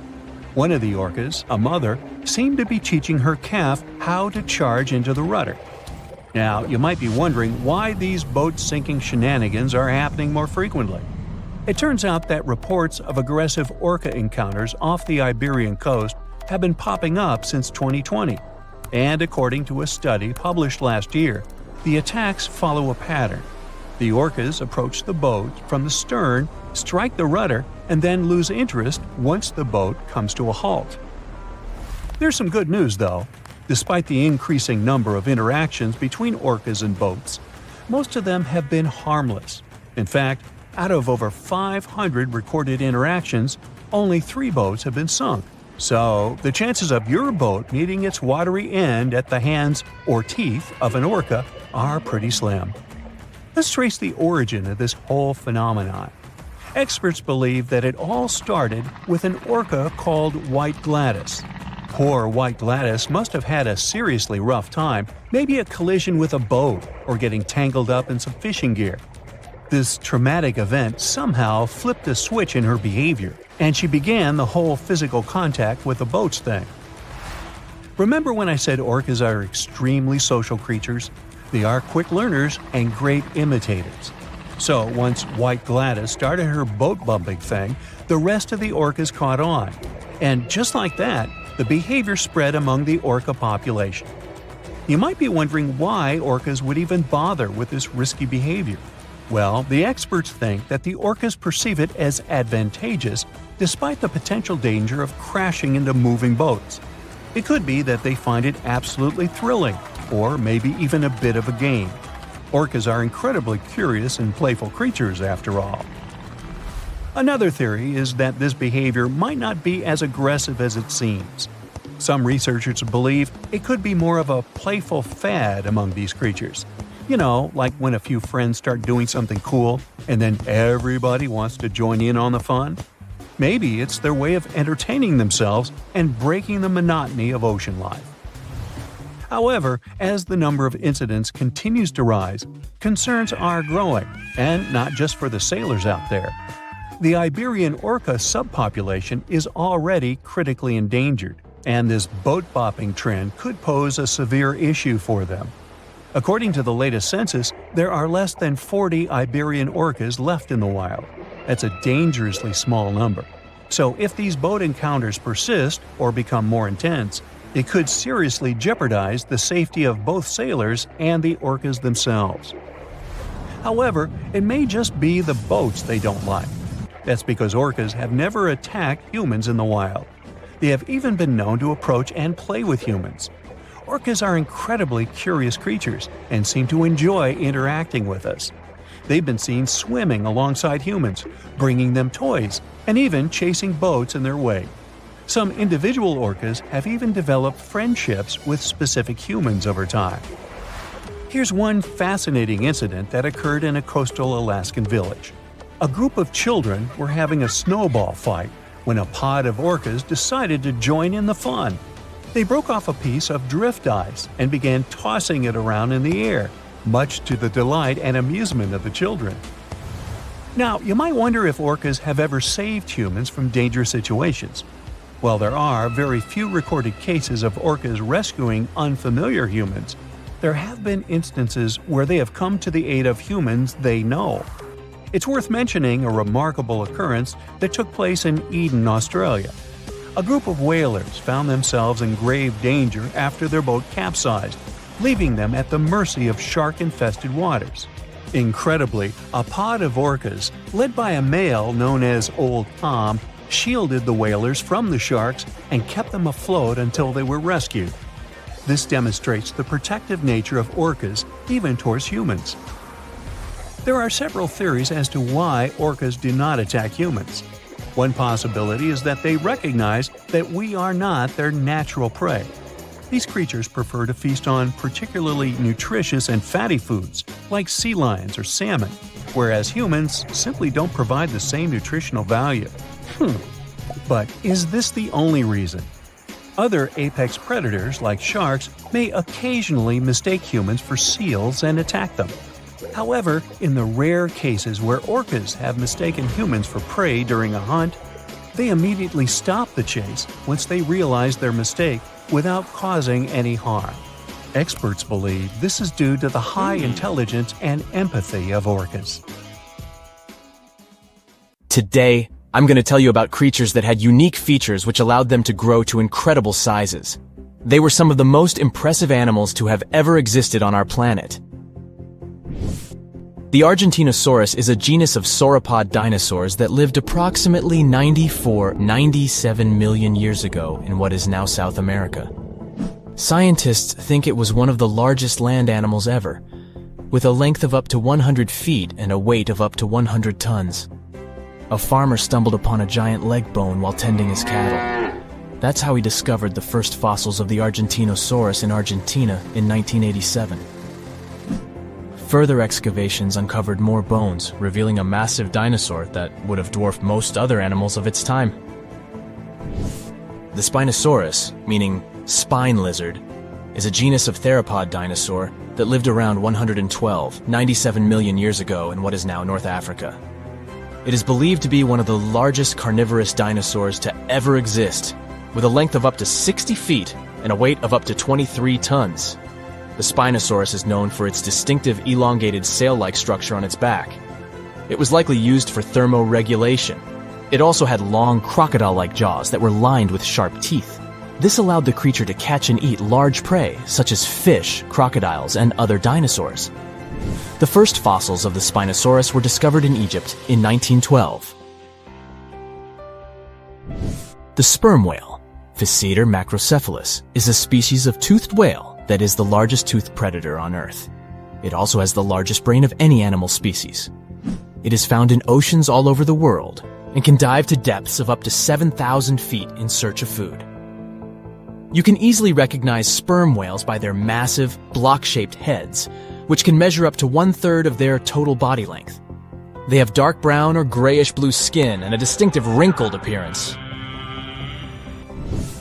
The Titanoboa is an extinct genus of a giant snake that lived approximately 58 million years ago. It is considered to be the largest known snake ever. It could grow up to 42 feet and weighed around 2,500 pounds. The first fossils of the Titanoboa were discovered in a coal mine in Colombia in 2004. This discovery meant a lot because it provided insights into the size and behavior of snakes during the Paleocene era, as well as the overall climate and ecosystem of the time. The blue whale, Balænoptera musculus, is the largest animal on Earth, measuring up to 100 feet in length and weighing as much as 200 tons. These marine mammals are found in oceans all over the world and can live up to 90 years. Blue whales have a long, streamlined body that is usually blue-gray in color with mottled patterns. They have a small dorsal fin and 2 pectoral fins that are about 1/3 the length of their body. Blue whales feed on tiny shrimp-like creatures called krill, and they eat a lot. A single adult blue whale can eat up to 8,000 pounds of krill in a day. The Leadsichthus is an extinct genus of large, bony fish that lived during the Jurassic period, approximately 155 million years ago. It is believed to be one of the largest fish that have ever lived. Some estimates suggest that it could grow up to 55 feet in length. The first fossils of Leadsichthus were discovered in England in the 19th century. and more recent discoveries have been made in other parts of Europe, South America, and Africa.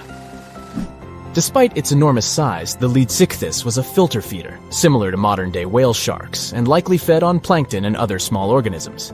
The creature did it by simply swimming with its enormous mouth open, filtering water through its gills. The pterodostro is an extinct species of flamingo-like birds that lived approximately 35 million years ago. They were relatively small birds with a wingspan of about 2-3 feet. And they were known for their distinctive long, narrow beaks equipped with comb-like structures used for filter feeding. The pterodostro lived in shallow bodies of water, like lakes and lagoons, and mostly fed on small crustaceans and other tiny organisms. The animal filtered them from the water using the comb-like structures on the inside of its beak while swimming through the water. The African elephant is the largest land animal on Earth and one of the most recognizable ones. There are two species of the African elephant, the savanna elephant, Loxodonta africana, and the forest elephant, Loxodonta cyclotis. You can see them in various parts of sub-Saharan Africa. These creatures can be identified by their large size, gray skin, and long trunks. African elephants can grow up to 13 feet tall and weigh up to 14,000 pounds, depending on the species and gender. What's the scariest predator under the ocean? The crocodile? I don't think so. Loch Ness Monster? Please, it never existed. How about the Kronosaurus? Well, it is extinct, but you might be onto something. Let's take a look at what it'd be like if these creatures were still around today. First things first, what on earth was it? The Kronosaurus was a marine carnivore that lived in the cool, high-latitude Eromanga Sea. It covered vast areas of inland Australia between 90 and 120 million years ago, during the early Cretaceous period. Near-complete fossils of the creature were also found near Colombia, which is a country that has a noted connection to prehistoric reptiles and turtles. This fact makes it extremely possible that the monster I'm about to describe existed worldwide. You might have heard saurus and thought, oh, it's a dinosaur. But these were actually reptiles. They were the largest member of the Pleosauroidea family, referred to as plesiosaurs. Fossil evidence suggests they weighed over 20,000 pounds and were roughly 30 feet in length. Just to put that in perspective, the longest crocodile ever measured was a saltwater crocodile by the name of Lolong from the Philippines. It was 20 feet in length and weighed just under 2,500 pounds. And that's still 10 feet shorter and incredibly lighter than the average Kronosaurus, making the crocodile seem like nothing more than a glorified goldfish in comparison. Despite its terrifying length, the most physically daunting feature of the Kronosaurus was its head. Its skull was about 8 feet long, which was actually proportionally large given the size of its body length. Anything that was unfortunate enough to end up inside the Kronosaurus's mouth may have been given false hope. After all, the teeth of the beast weren't actually that sharp. On second thought, I take that back. I wouldn't feel confident around a toothless snake, let alone being inside the mouth of this monster. But it's true that the Kronosaurus's teeth weren't sharp, especially when compared to other carnivorous reptiles, such as crocodiles and alligators. The teeth of this prehistoric sea creature were instead conical. This means that they were cone-like in shape. Unfortunately, this lack of sharpness didn't make them less dangerous. The teeth were enormous and could be up to 12 inches long from the crown tips to the bottom of the roots. This obviously meant that the Kronosaurus had an extremely powerful bite. It was estimated to be up to 30,000 newtons, which is almost twice as powerful as the bite of a large saltwater crocodile. Because of the bluntness of their teeth, they weren't suited for twisting their prey once in their grasp, but the size and shape of the teeth made them perfect for simple open and shut biting. They would have had no problem crushing hard objects such as the toughest of shells any sea turtle could offer. Just like crocodiles, the Kronosaurus is believed to have had a short neck. This may have been an adaptation to allow the beast to successfully catch small evasive animals. Their body, in general, was fusiform and streamlined. This means it was narrowed at both ends and had very little resistance to the flow of water. The Kronosaurus was also equipped with 4 paddle-like limbs. The hind limbs were larger than the front ones. They could span approximately 7 feet in diameter. All in all, this set the Kronosaurus up to effortlessly propel itself through the waters and be an ultimate predator. Predator X, if you will? That's the name that was given to the fossil of a creature discovered near Svalbard, a Norwegian island group, in 2009. The fossil was identified as a 50-foot-long, 100,000-pound monster with a bite force of 33,000 pounds per square inch. This might be the highest bite force of any known animal. Although Predator X is yet to be classified as any specific type of animal, it was definitely a plesiosaur, like the Kronosaurus. And even if it wasn't Predator X, the Kronosaurus was still most definitely a ferocious titan when it roamed Earth's oceans. The Kronosaurus actually got its name from the Greek mythological figure of Cronus, the father of Zeus. Cronus was viewed as a titan from a generation of super powerful beings. So what was it that the Kronosaurus, this terrifying monster, actually feasted on to satisfy its appetite? This creature was known to eat sea turtles, squid, and other larger marine reptiles of that time, such as elasmosaurids and ichthyosaurs. This suggests that if crocodiles existed in the realms of the Kronosaurus, they too might have turned into lunch for the beast. There's evidence from the fossil remains of the Kronosaurus that suggests that they also feasted on sharks, which I know is a disappointment to those of you who view that beast as the king of the ocean. Not when the Kronosaurus was around, my friend. In any case, grounding all kinds of food into small pieces to help digest them would have been difficult without small teeth. This explains the presence of rounded stones found in many of the remains of these sea creatures. Researchers believe these stones may have been swallowed to control buoyancy or to help process food. It's also entirely possible they were accidentally swallowed while feeding on other animals from the seafloor. As if the Kronosaurus even needed to be a meanie with its already existing power and size, there's also evidence to suggest that it indeed might have been. It turns out that after using all its impressive attributes to catch its dinner, the Kronosaurus first liked to play with its food, like a cat does with a mouse. I guess since the hunt was so easy for them, they needed to get their fun from somewhere else. Well, I think now you should have a good idea about these creatures. So let's ask ourselves what it would be like if they were still around today. And by the way, why aren't they? Well, the Kronosaurus was completely finished off by the same KT meteor that took out the dinosaurs 66 million years ago. But even before this catastrophic event, they were coming under increased pressure from an even bigger and more vicious family of carnivorous marine reptiles known as mosasaurs. You can't always be a top dog, I guess, or rather, top marine reptile. But what if this never happened, and they were still roaming Earth? Well, this might be obvious, but can you imagine what kind of impact that would have on sea tourism? Based on the impact that famous movies about sharks and killer whales had, what do you think the presence of a Kronosaurus in the ocean would do to beaches? The very creature that would eat sharks and whales for breakfast. Beaches would certainly become a great place to go for a quiet walk, because nobody else would even be there. And what about such activities as boating, surfing, and scuba diving? You think anyone would dare try them, knowing that this 30-foot beast could be lurking beneath them? Let's give humans some credit and assume most of them wouldn't. This would cripple the global sea tourism industry, which is responsible for earning roughly $143 billion every year.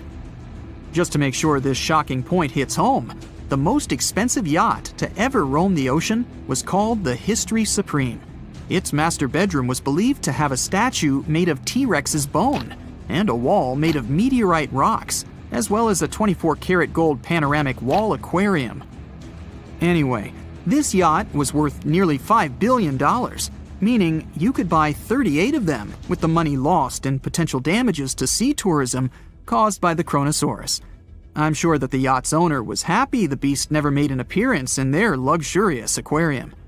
So luxurious, in fact, that some people believe the History Supreme, reportedly owned by some business genius from Malaysia, never even existed. Rumor has it that it was simply an elaborate hoax fabricated by the supposed designer. Anyway, I don't think the trouble would just stop there. People could actually be in serious danger, regardless of being near the ocean or not. No, I'm not about to tell you that this thing would grow legs, adapt to living on land, and start picking us off one by one. At least, I hope not. I'm just going to point out the damage that the Kronosaurus would inflict through its devastating impact on sea trade. In America, ocean transit accounts for 76% of national trade. On top of this, more than 100 vital pharmaceutical products originate in the sea. I'll also state the obvious and point out that the ocean is a huge food source for us humans. The presence of the Kronosaurus could have a great impact on our relationship with the ocean, something we usually take for granted. 450 million years ago, no, I wasn't around then, the sea level was higher, coral reefs started to form, the climate on our planet was stable and warm, not even dinosaurs were around yet. The time when bony and jawed fish we know as sharks appeared. They've been dominating the oceans and making other marine creatures flee in fear ever since. Many of them, like great white sharks, have evolved and adjusted to life in the open ocean as hunters with a pretty high position in the food chain. They're less diverse today than before. One of the reasons is the asteroid strike from the age of dinosaurs. After it reduced the number of shark species, only smaller and deep-water kinds that ate primarily fish survived. They started getting bigger over time. Near the surface, sharks such as makos or great white ones develop faster movements and are somewhat between gray and blue to blend in with their surroundings. The epaulet shark can even walk on the land. It can't take a walk on the beach because it can't breathe outside of the water, but it lives on coral flats in shallow tropical waters, so it can walk in kind of a crawling motion. But deep down below, there are mysterious, alien-looking, often huge shark species that didn't come to the surface, which is why they didn't need to adjust to the new environment and different conditions. They haven't changed a lot through time, so they're some living fossils. These creatures mostly don't have 5 gill slits, the most common number, but 6 or 7. It's because there's less oxygen the deeper you go in the ocean, so they need more gill slits. Sharks on the surface evolved to have fewer gill slits. 6-gill sharks are the most primitive sharks we have today. Their skeletons are like those of ancient extinct sharks, and they can survive only in very deep waters. Like cats, sharks have a layer of reflective cells placed inside their eyes, which helps them see better in the dark, deep sea or cloudy waters. Sharks on the surface have big eyes because they evolved to hunt in the sunlight, so they tend to rely on their vision. Those that live in shallow waters have small eyes, so they can protect themselves from the sand. Like some other deep-sea creatures, 6-gill sharks also have bigger eyes to take in as much light as possible. They have more light-sensing rods, but don't distinguish colors that well. In the ocean's twilight zone, with the minimum of sunlight, there's a couple of bioluminescent shark species. They don't take in light within their eyes, but produce or re-emit it with their bodies. Their skin or organs have specialized cells that produce a soft blue-green light. Deep-sea creatures that produce their own light do that to attract their prey, deter animals from going after them, or, scientists think, communicate with each other. It can even help them to camouflage. They do it by hiding their silhouettes from animals going after them. They produce enough light to match their surroundings. The biggest luminous underwater creature is the kitefin shark, found swimming 980 feet below sea level, preying on groundfish or smaller sharks. It can grow almost 6 feet long and lives 3,200 feet below sea level. Deep-sea sharks are also bigger than those on the surface. The Greenland shark can grow up to 24 feet long, bigger than a great white. There's a thing called deep-sea gigantism. Creatures in nutrient-poor depths of the ocean grow bigger because, that way, they lose less energy as heat. The Greenland shark lives its life in slow motion. It has a slow metabolism and can go very long periods without food.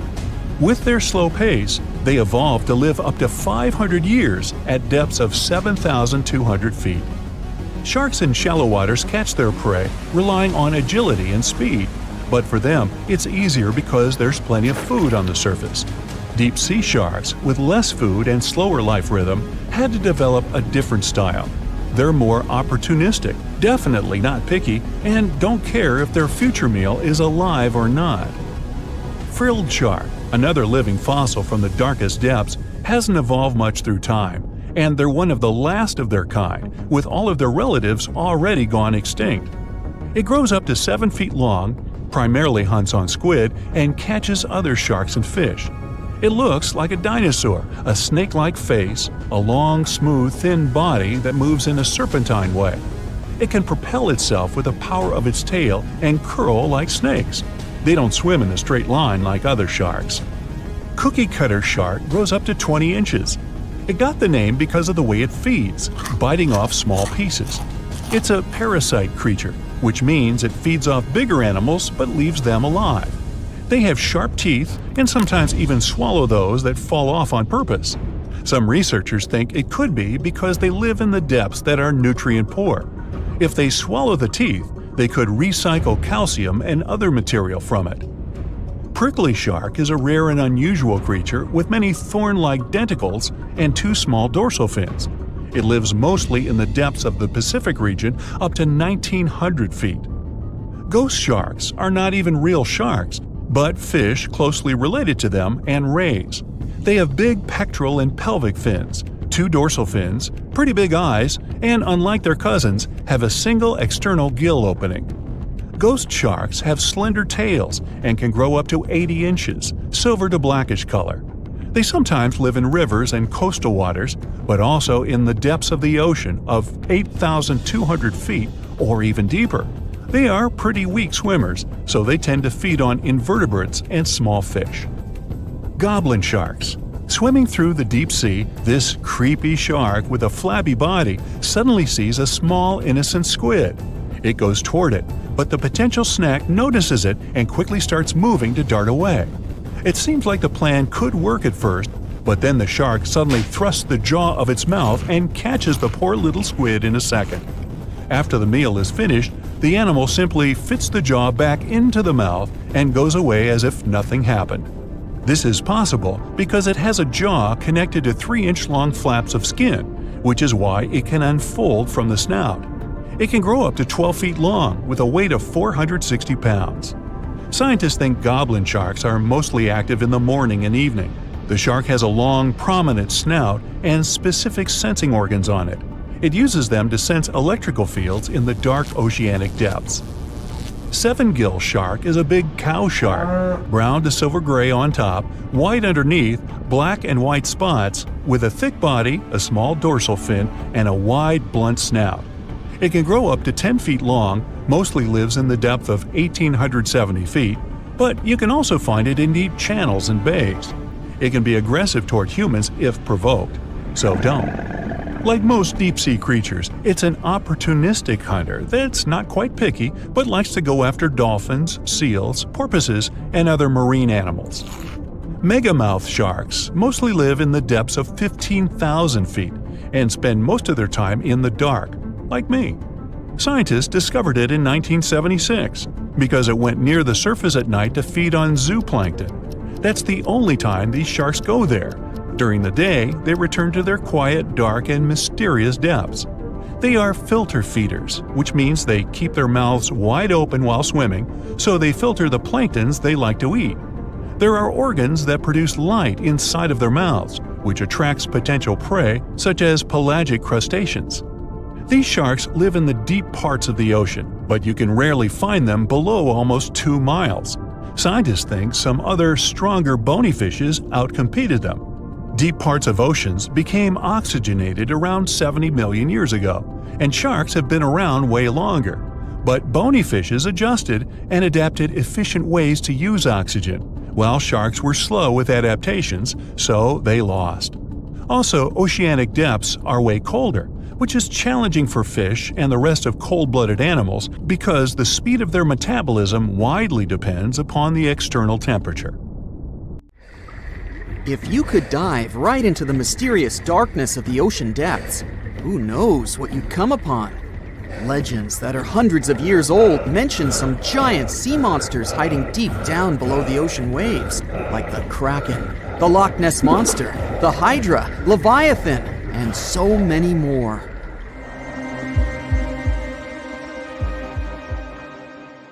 Okay, no one has ever seen such monsters, but there are still weird and unusually big sea spiders, squid, worms, and many other animals that grew way more than we'd expected.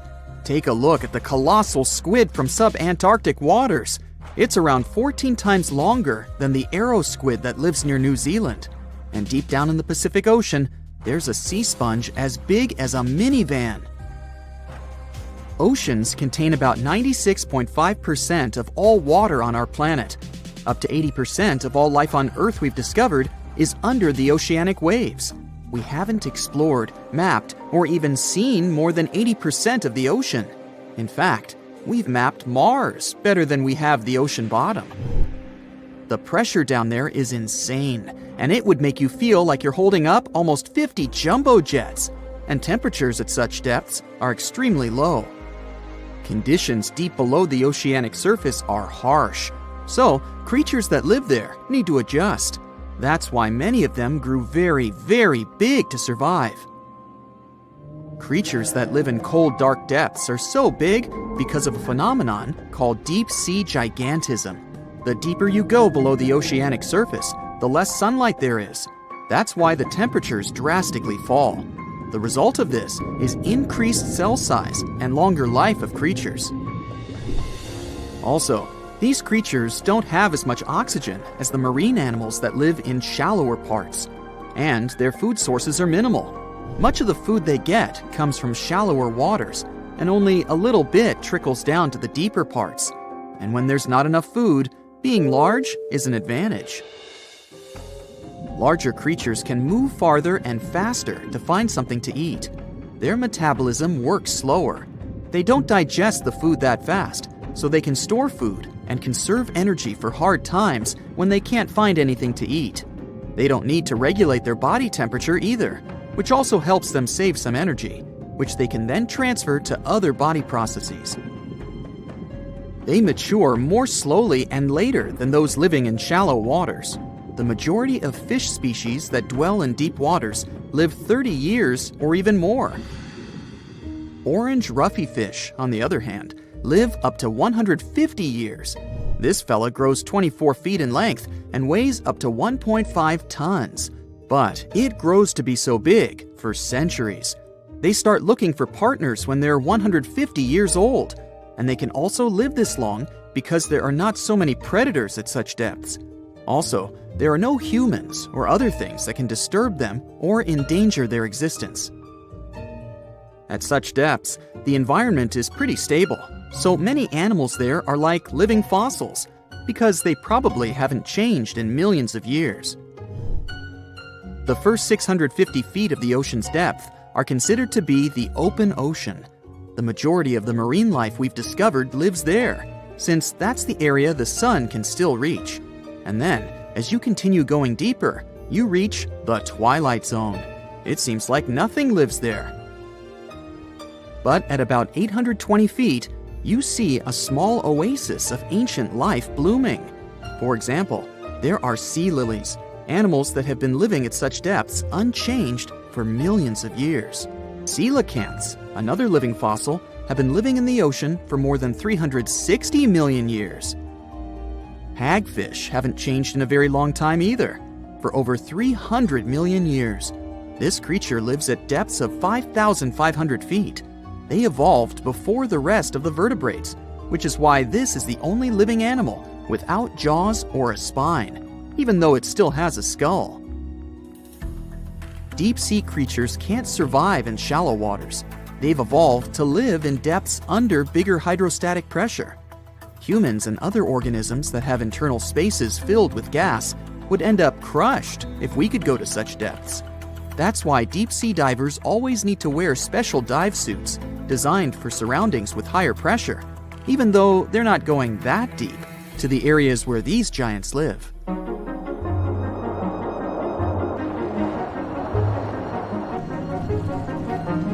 But near Antarctica, you can see gigantism way closer to the surface, like giant sponges, sea slugs, sea spiders the size of a dinner plate, worms, and even some enormous single-celled organisms. They all tend to chill in shallower waters. Scientists are not sure why exactly, but they think it could have something to do with oxygen.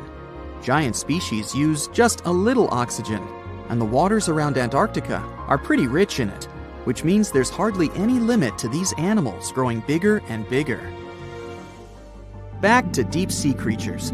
As mentioned, they had to adjust to strong pressure, so they almost don't have any air gaps in their body at all. They're mostly water-based, and since water is incompressible, which means it's not something you can compress, it helps them stay unaffected at such high pressure. But because of all that, if they were to go up towards the surface, they'd probably swell up, maybe even explode. Just look at the blobfish, the one that takes the title of the ugliest animal in the world. It looks normal deep down below the surface, where its natural habitat is. But when it gets up to the surface, where the pressure is 120 times lower, it changes its shape. The blobfish doesn't have a skeleton or muscles, so without high deep-sea pressure, it ends up being all floppy and saggy. The dark oceanic depths are not just scary to watch, but to listen to as well. In 1997, scientists were trying to find underwater volcanoes located off the South American coast. During their travels, they recorded one of the loudest noises ever registered. It was pretty weird, too. It was so loud, even sensors from more than 3,000 miles away managed to pick it up. They later called it the bloop. It took them 15 years to conclude the sound came from an ice quake. That's when seismic activity breaks frozen ground. Water at the bottom of the ocean is not always extremely cold. There are hydrothermal vents on the seafloor, and the water that comes out of them can be up to 750 degrees Fahrenheit. Powerful pressure, yep, the same one that would crush you, is something that doesn't allow the water to boil. There are hundreds of animal species that live near deep-sea hydrothermal vents. Some of them, such as tube worms, are not like anything we have seen before. These worms absorb chemicals from vent fluids. That's how they feed bacteria that live in them. And in return, those bacteria give them the carbon the tube worms need to survive. 2/3 of all of the coral species scientists discovered live in dark, deep, and extremely cold parts of the ocean. Some even live in parts that are 3 miles deep. They can survive at low temperatures, such as 28 degrees Fahrenheit. Some of these cold water corals are more than 8,000 years old. They form amazing structures that can rise up to 115 feet tall. The deep is not just a mysterious world of unusual creatures. The landscape under the oceanic surface is magnificent too. The canyons hiding there make even the Grand Canyon seem small. For instance, check out the one located in the Bering Sea, the Jemchug Canyon. Its vertical relief is more than 8,500 feet deep. That's huge. The largest ocean waves are not the ones you can see from the shoreline. They occur under the surface, and they're called internal waves. They take place between two water masses that have different densities. They travel at speeds of thousands of miles per hour and can be 650 feet tall.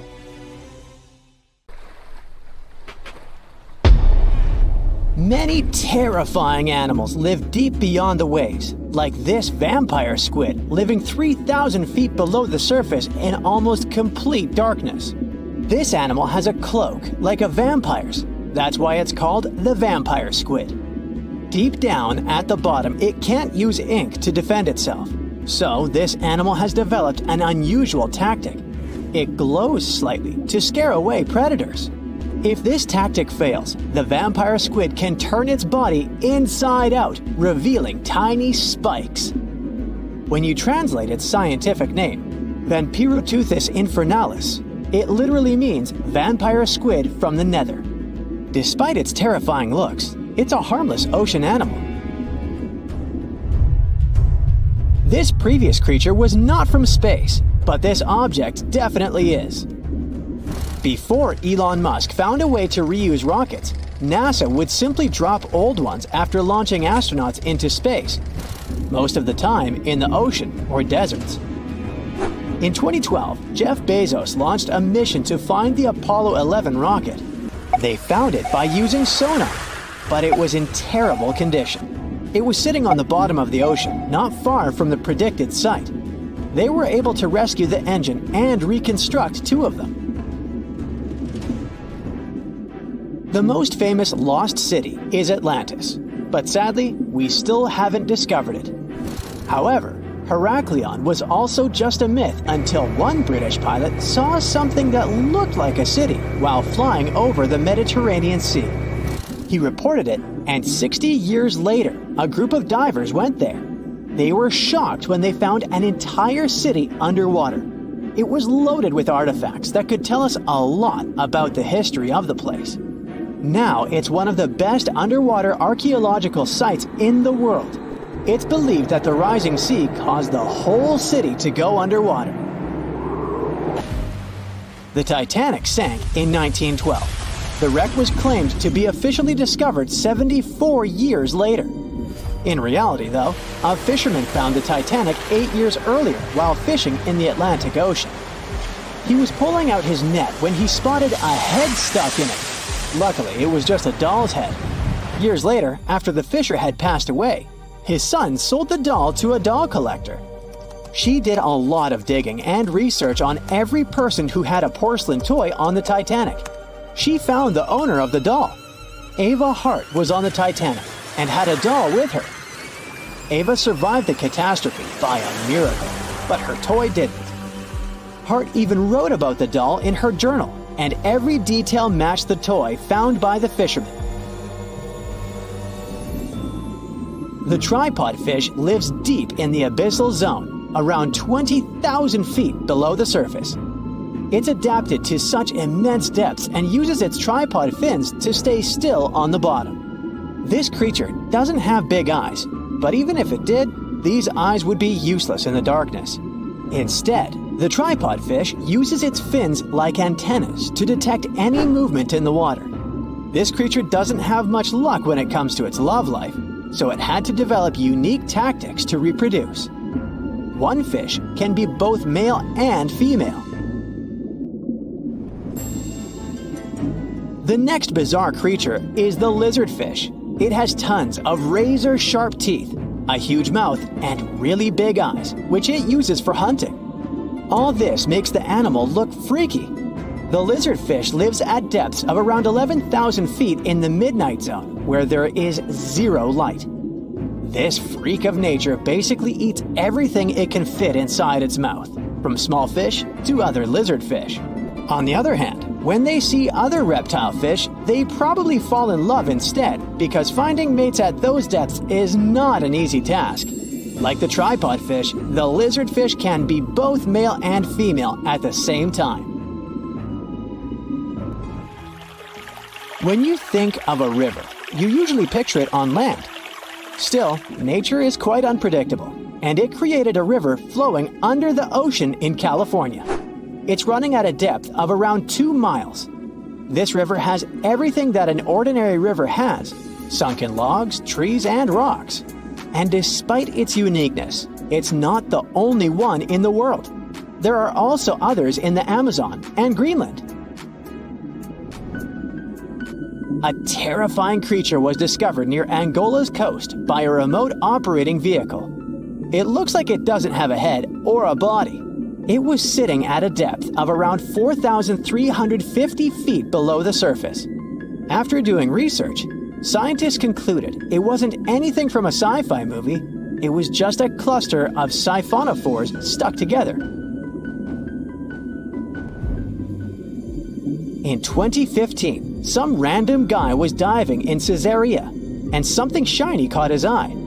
He reached out, grabbed it, and realized it was a gold coin. After that, he examined the bottom and found out that there were many more. He reported the incident to the local authorities, and they concluded that he had found Arabic treasure. The coins were made of solid 24-karat gold and were a few thousand years old, but due to the perfect salinity and temperature, they looked brand new. The coins belonged to a ship carrying cargo. It was caught up in a storm and unfortunately sank. One of the weirdest things ever discovered was found in the Baltic Sea. It's an anomaly that looks as if it was created by a different civilization. It was discovered by Swedish researchers, and they basically had no idea what it was. They had to ask tons of other scientists for their opinions. When you look at this formation from above, it's 200 feet long and looks exactly like a fallen spaceship. It's hard to believe that it's a natural formation, but spoiler alert, it's totally made by nature because the Baltic Sea has gone through many erosions throughout history. Most likely, the bizarre formation is the result of these processes. A group of divers in Madagascar were shocked when they found this 7-foot monstrosity of a knife on the seafloor. The speculation started immediately, and many said that the knife was from some giants that had fought megalodons and lived on Earth thousands and thousands of years ago. That could make a nice story, but the knife is most likely a movie prop that was lost at sea. One of the ocean's most bizarre animals is the frilled shark. It's believed that this fish is the reason for all those sea serpent stories that sea explorers of the past wrote about. These animals live pretty deep in the ocean, but sometimes they can be seen in shallow waters. It's super rare, but possible. The frilled shark has a big mouth sporting around 300 teeth. It also has a long body that looks like a lizard's, and it is truly a unique species of shark.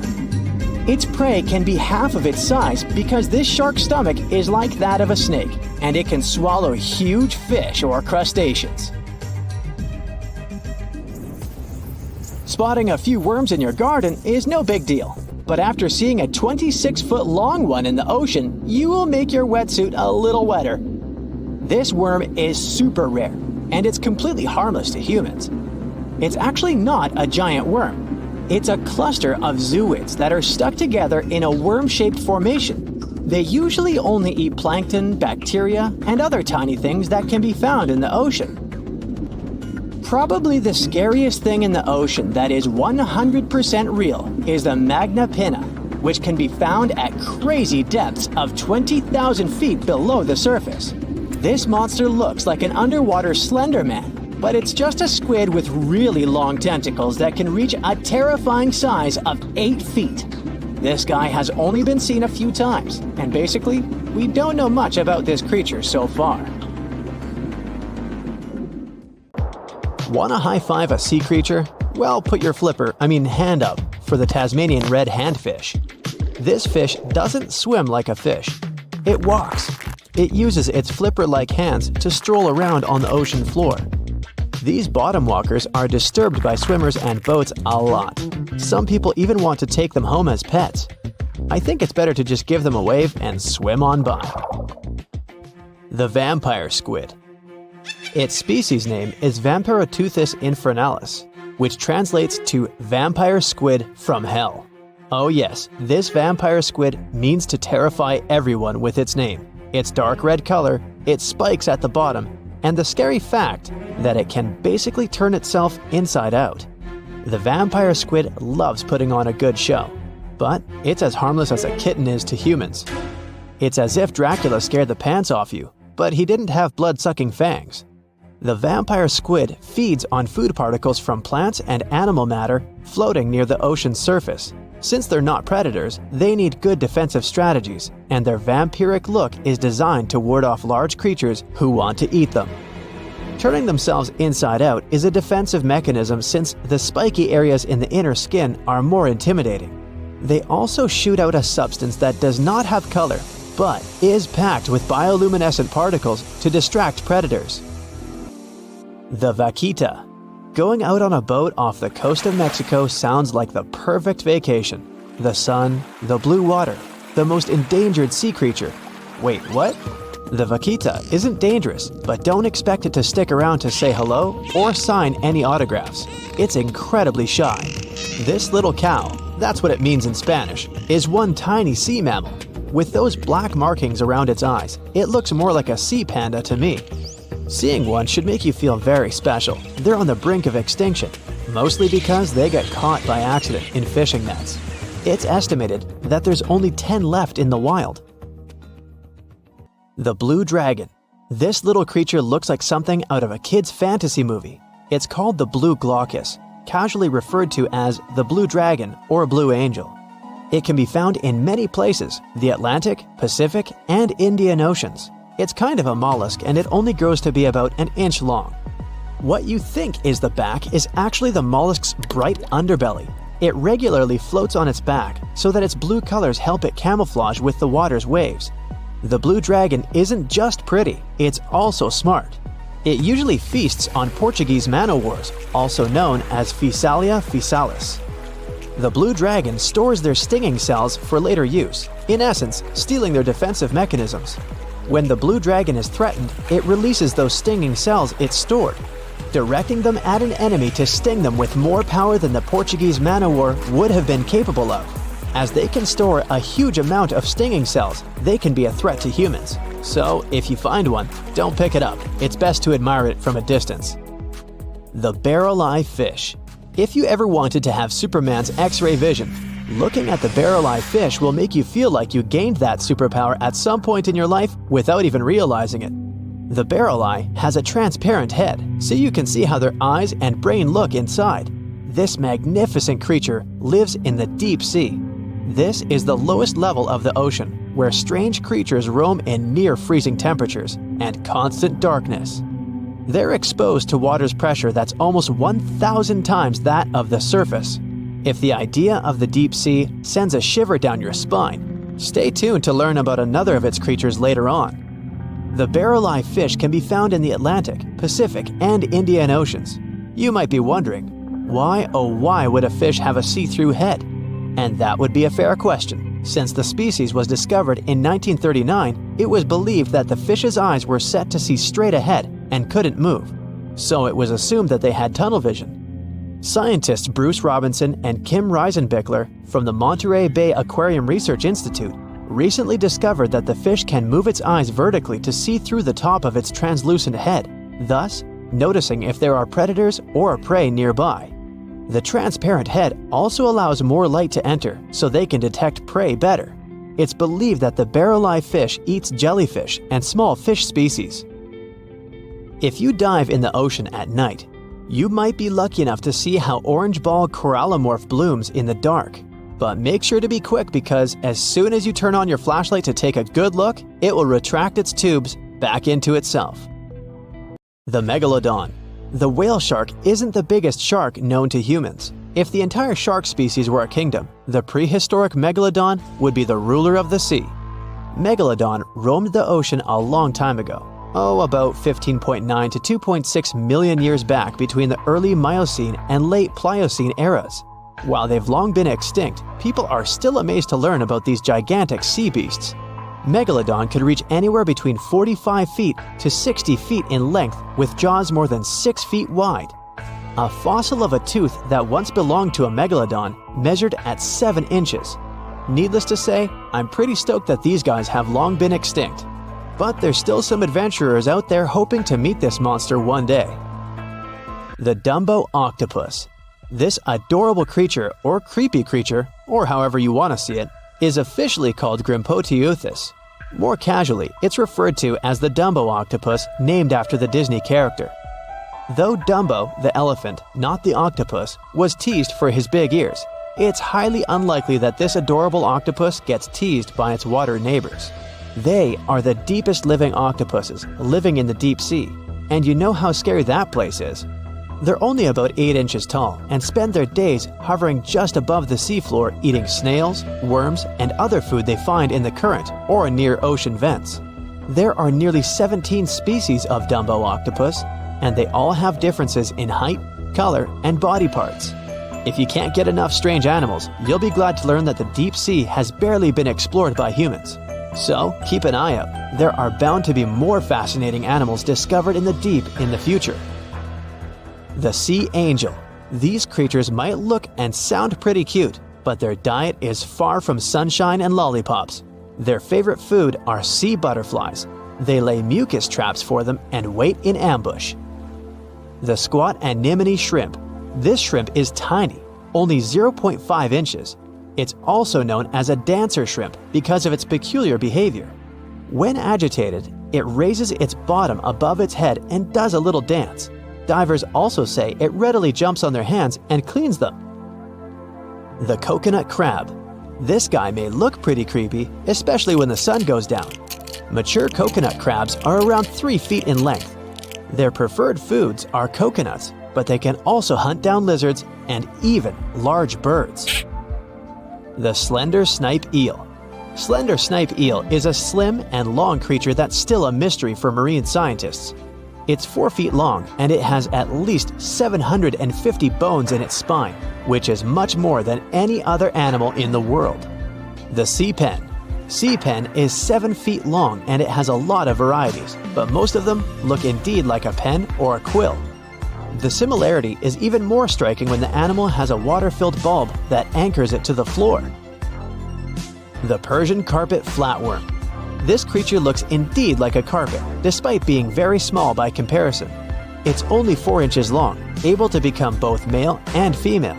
It doesn't really mate with other flatworms. Rather, it fights them for the right to bear posterity. The flamingo-tongued sea snails.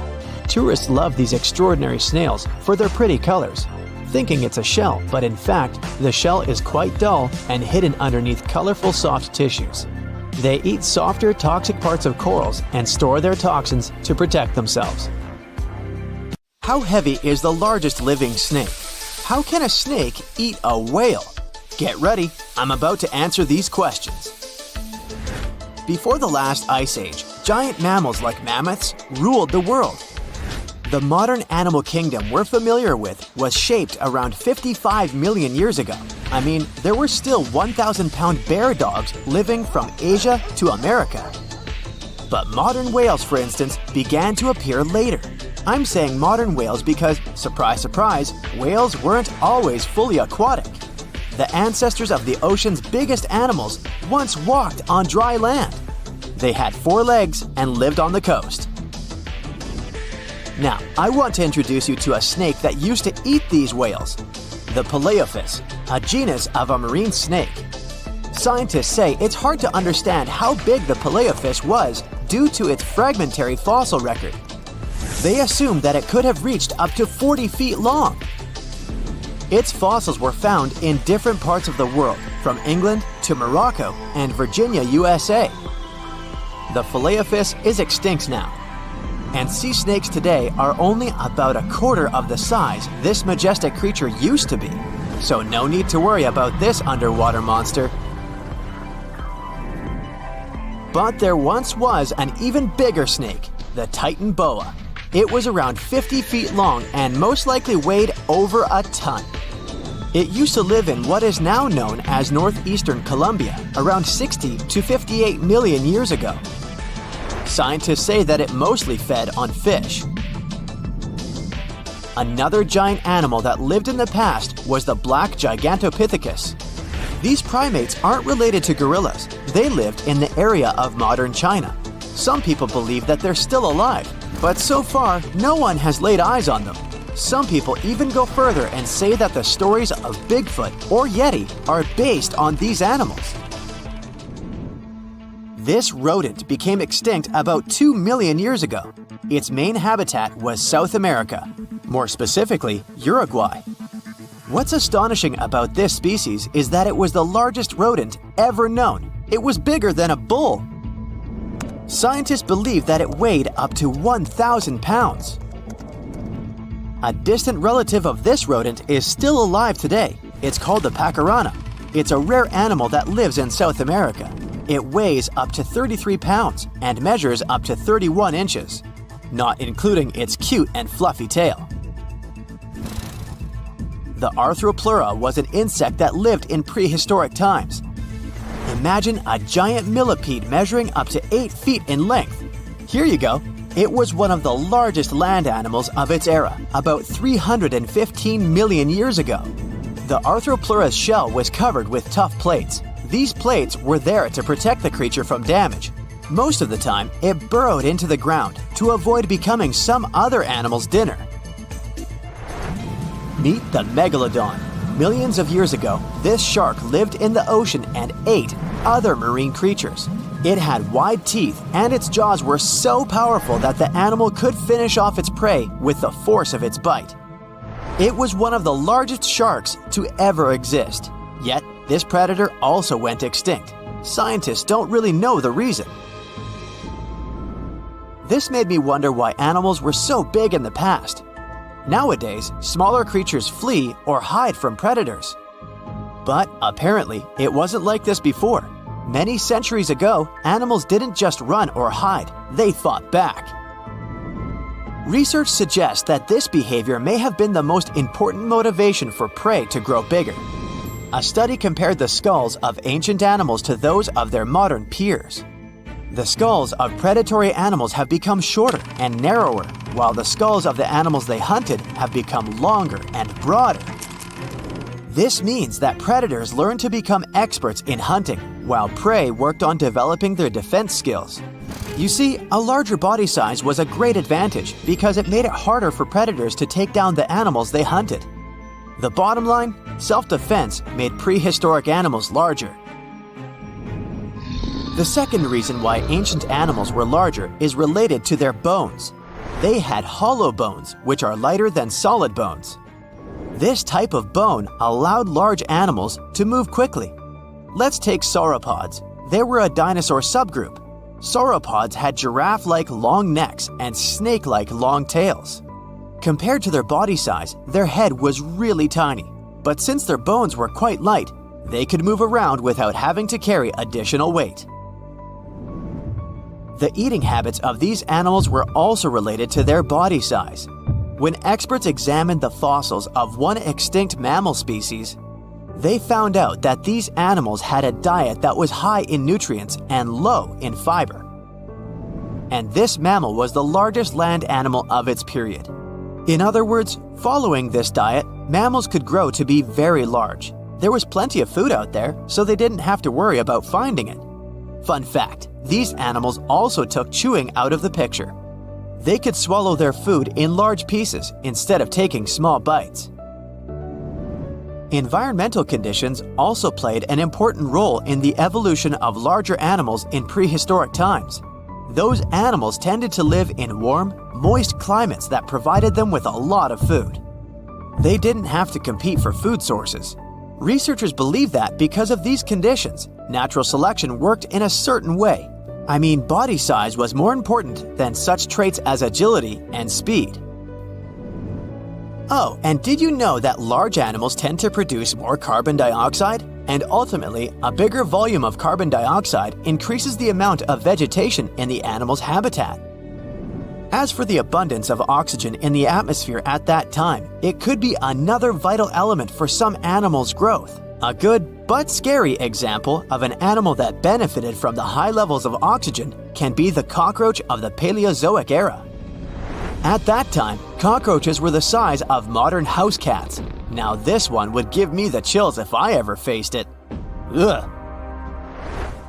What about today? Well, there are over 3,000 species of snakes on Earth.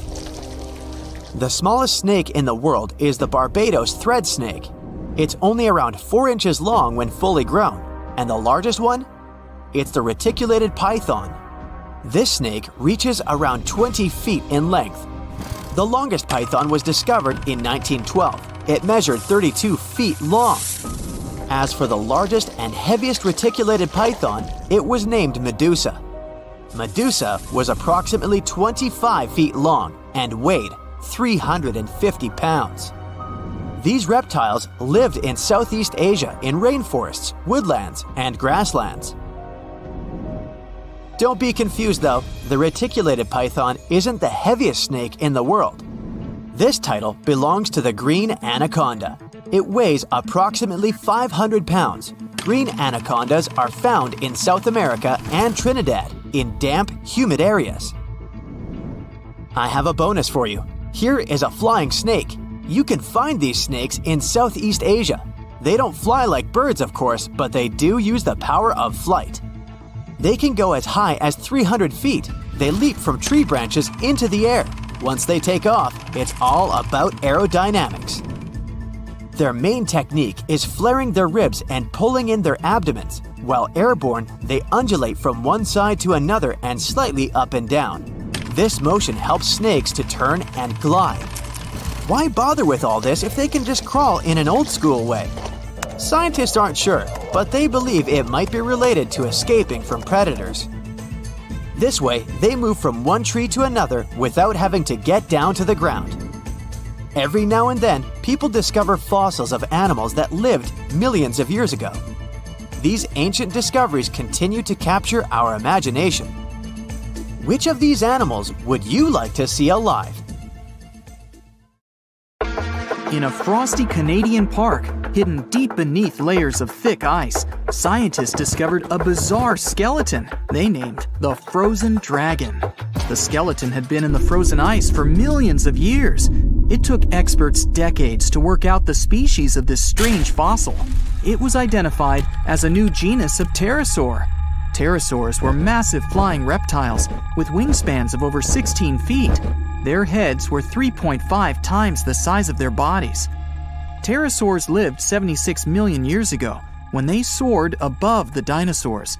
Scientists described them as the biggest, meanest, and most bizarre animals that ever flew. The new genus has been named Cryodragon boreas, which translates to Frozen Dragon of the North Winds. In 2013, a young mountaineer was climbing one of the tallest mountains in Western Europe, Mont Blanc. He noticed a strange metal box poking out of the snow. The mountaineer pried the box open and found that it was filled with precious rubies, emeralds, and sapphires. The climber immediately handed the box to the authorities. It was discovered that the box likely belonged to a passenger on one of 2 flights from India that crashed into the mountain over 50 years ago.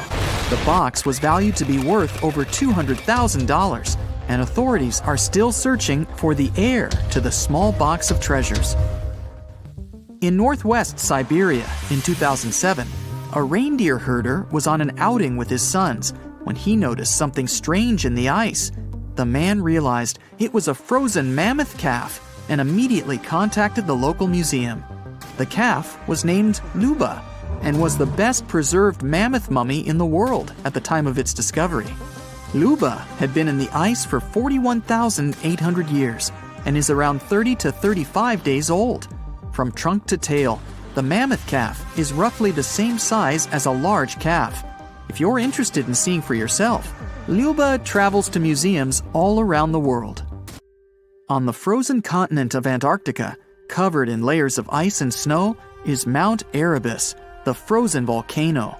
The volcano was discovered in the middle of an eruption in 1841 by explorers on an Arctic expedition. The volcano is over 12,000 feet tall and has been active for the last 1.3 million years. Deep within the middle of the volcano is a huge crater filled with large volumes of molten lava. The volcano has occasional explosions, which means it's classified as being in continuing eruption. However, these eruptions are nothing to worry about because they're generally rather small. Back in 1991, 2 hikers were traveling across the Italian Alps when they stumbled across a body that they presumed to belong to a recently lost hiker.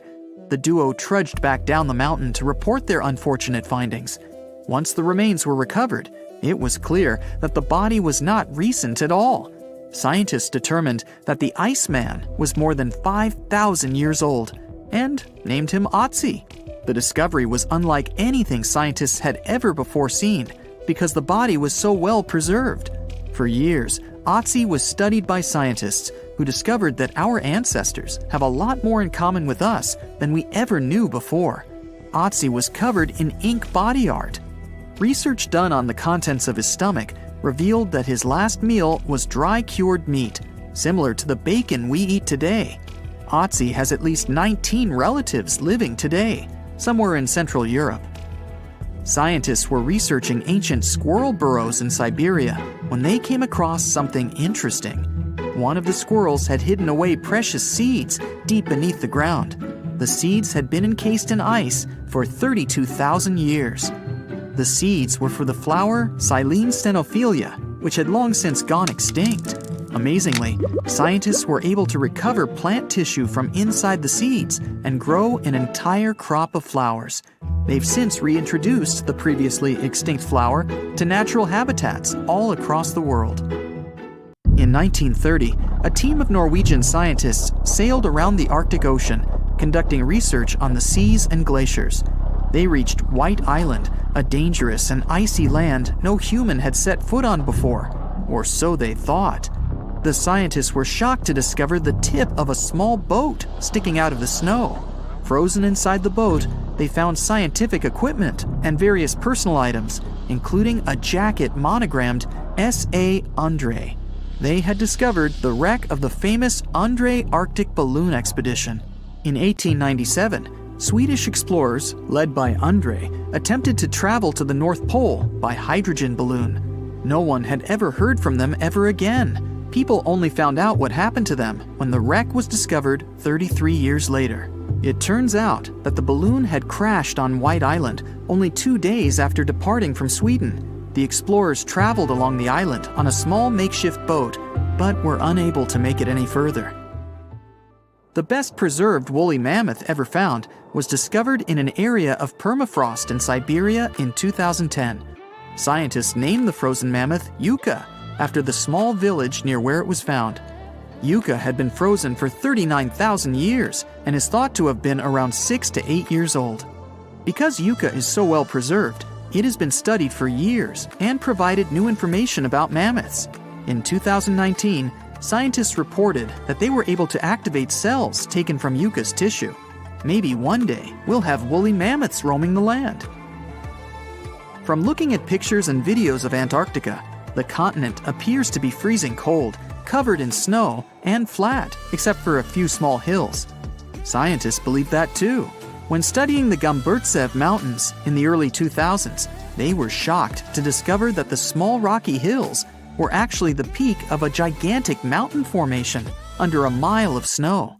Using radar technology, researchers worked out that the mountains are really around 10,000 feet tall and sprawl across 750 miles. This is around the same size as the European Alps, except hidden under tons of ice and snow. At a gold mine in Siberia, a businessman was examining a nearby river when he noticed something interesting in the frost. It was a small woolly rhino calf that was later named Sasha. The woolly rhino has been extinct for 15,000 years. It's thought that Sasha could have been frozen in the ice for up to 39,000 years. Sasha is unique because it's the only full-body woolly rhino to have ever been discovered. Glaciers around the northern Italian town of Paolo have begun to melt. Artifacts from decades and even centuries ago have been discovered pouring out of the ice. Personal belongings from soldiers have been found, things like diaries, photographs, and even love letters. Historians have even uncovered an entire cabin preserved beneath the ice. The cabin was filled with hard metal helmets and clothes. In 1845, Sir John Franklin embarked on an ill-fated expedition to the North Pole. The crew traveled on 2 ships, HMS Erebus and the ironically named HMS Terror. The expedition met with disaster, and both ships were lost to the icy waters. In 2016, the HMS Terror was discovered by a team of researchers. Despite being lost for 170 years, the freezing cold waters had maintained the ship in pristine condition. Scientists described the ship as frozen in time. Dinner plates and glasses were still on shelves, beds and desks were still in order, and even the passengers' luggage appeared to be in good condition. The HMS Erebus was also discovered nearby, but due to changing water conditions, the ship wasn't in great shape. The glacial ice surrounding a mountain passageway in Norway that was notoriously used by the Vikings has revealed hundreds of ancient artifacts. One of these artifacts was a giant unopened wooden box that was welded together. Researchers were beside themselves with anticipation, waiting to open this box. They believed it would be filled with Viking treasures or artifacts that would give us an insight into ancient society. When they opened the box, all that was inside was a plain old beeswax candle. It turns out that this box wasn't actually as old as they thought it was. By analyzing the candle, they discovered that the box dates back to the 17th century. The age of the Vikings had ended by the 11th century, It's likely that the candle box belonged to a farmer who was shipping it from his summer farm to his winter farm to light up the long nights.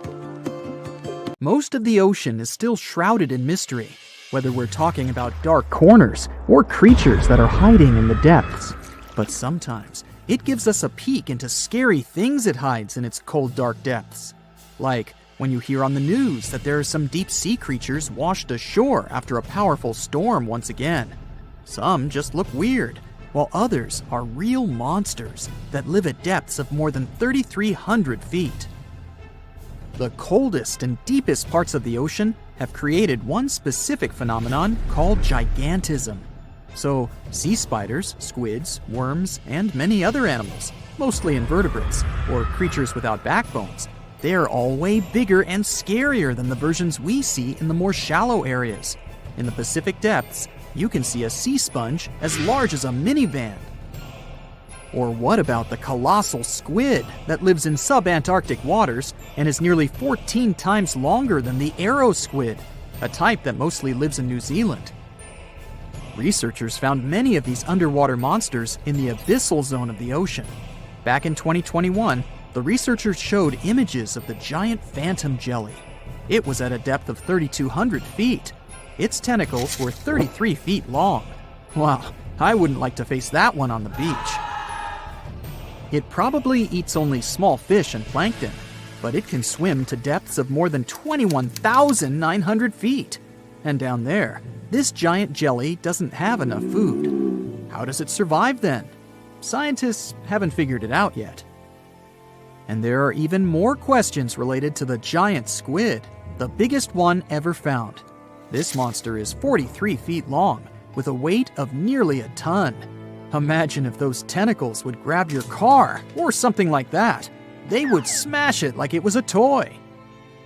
There's no light in the abyssal zone. Sun rays just can't penetrate that deep. So there's no algae or underwater plants there. Local animals mostly eat snow.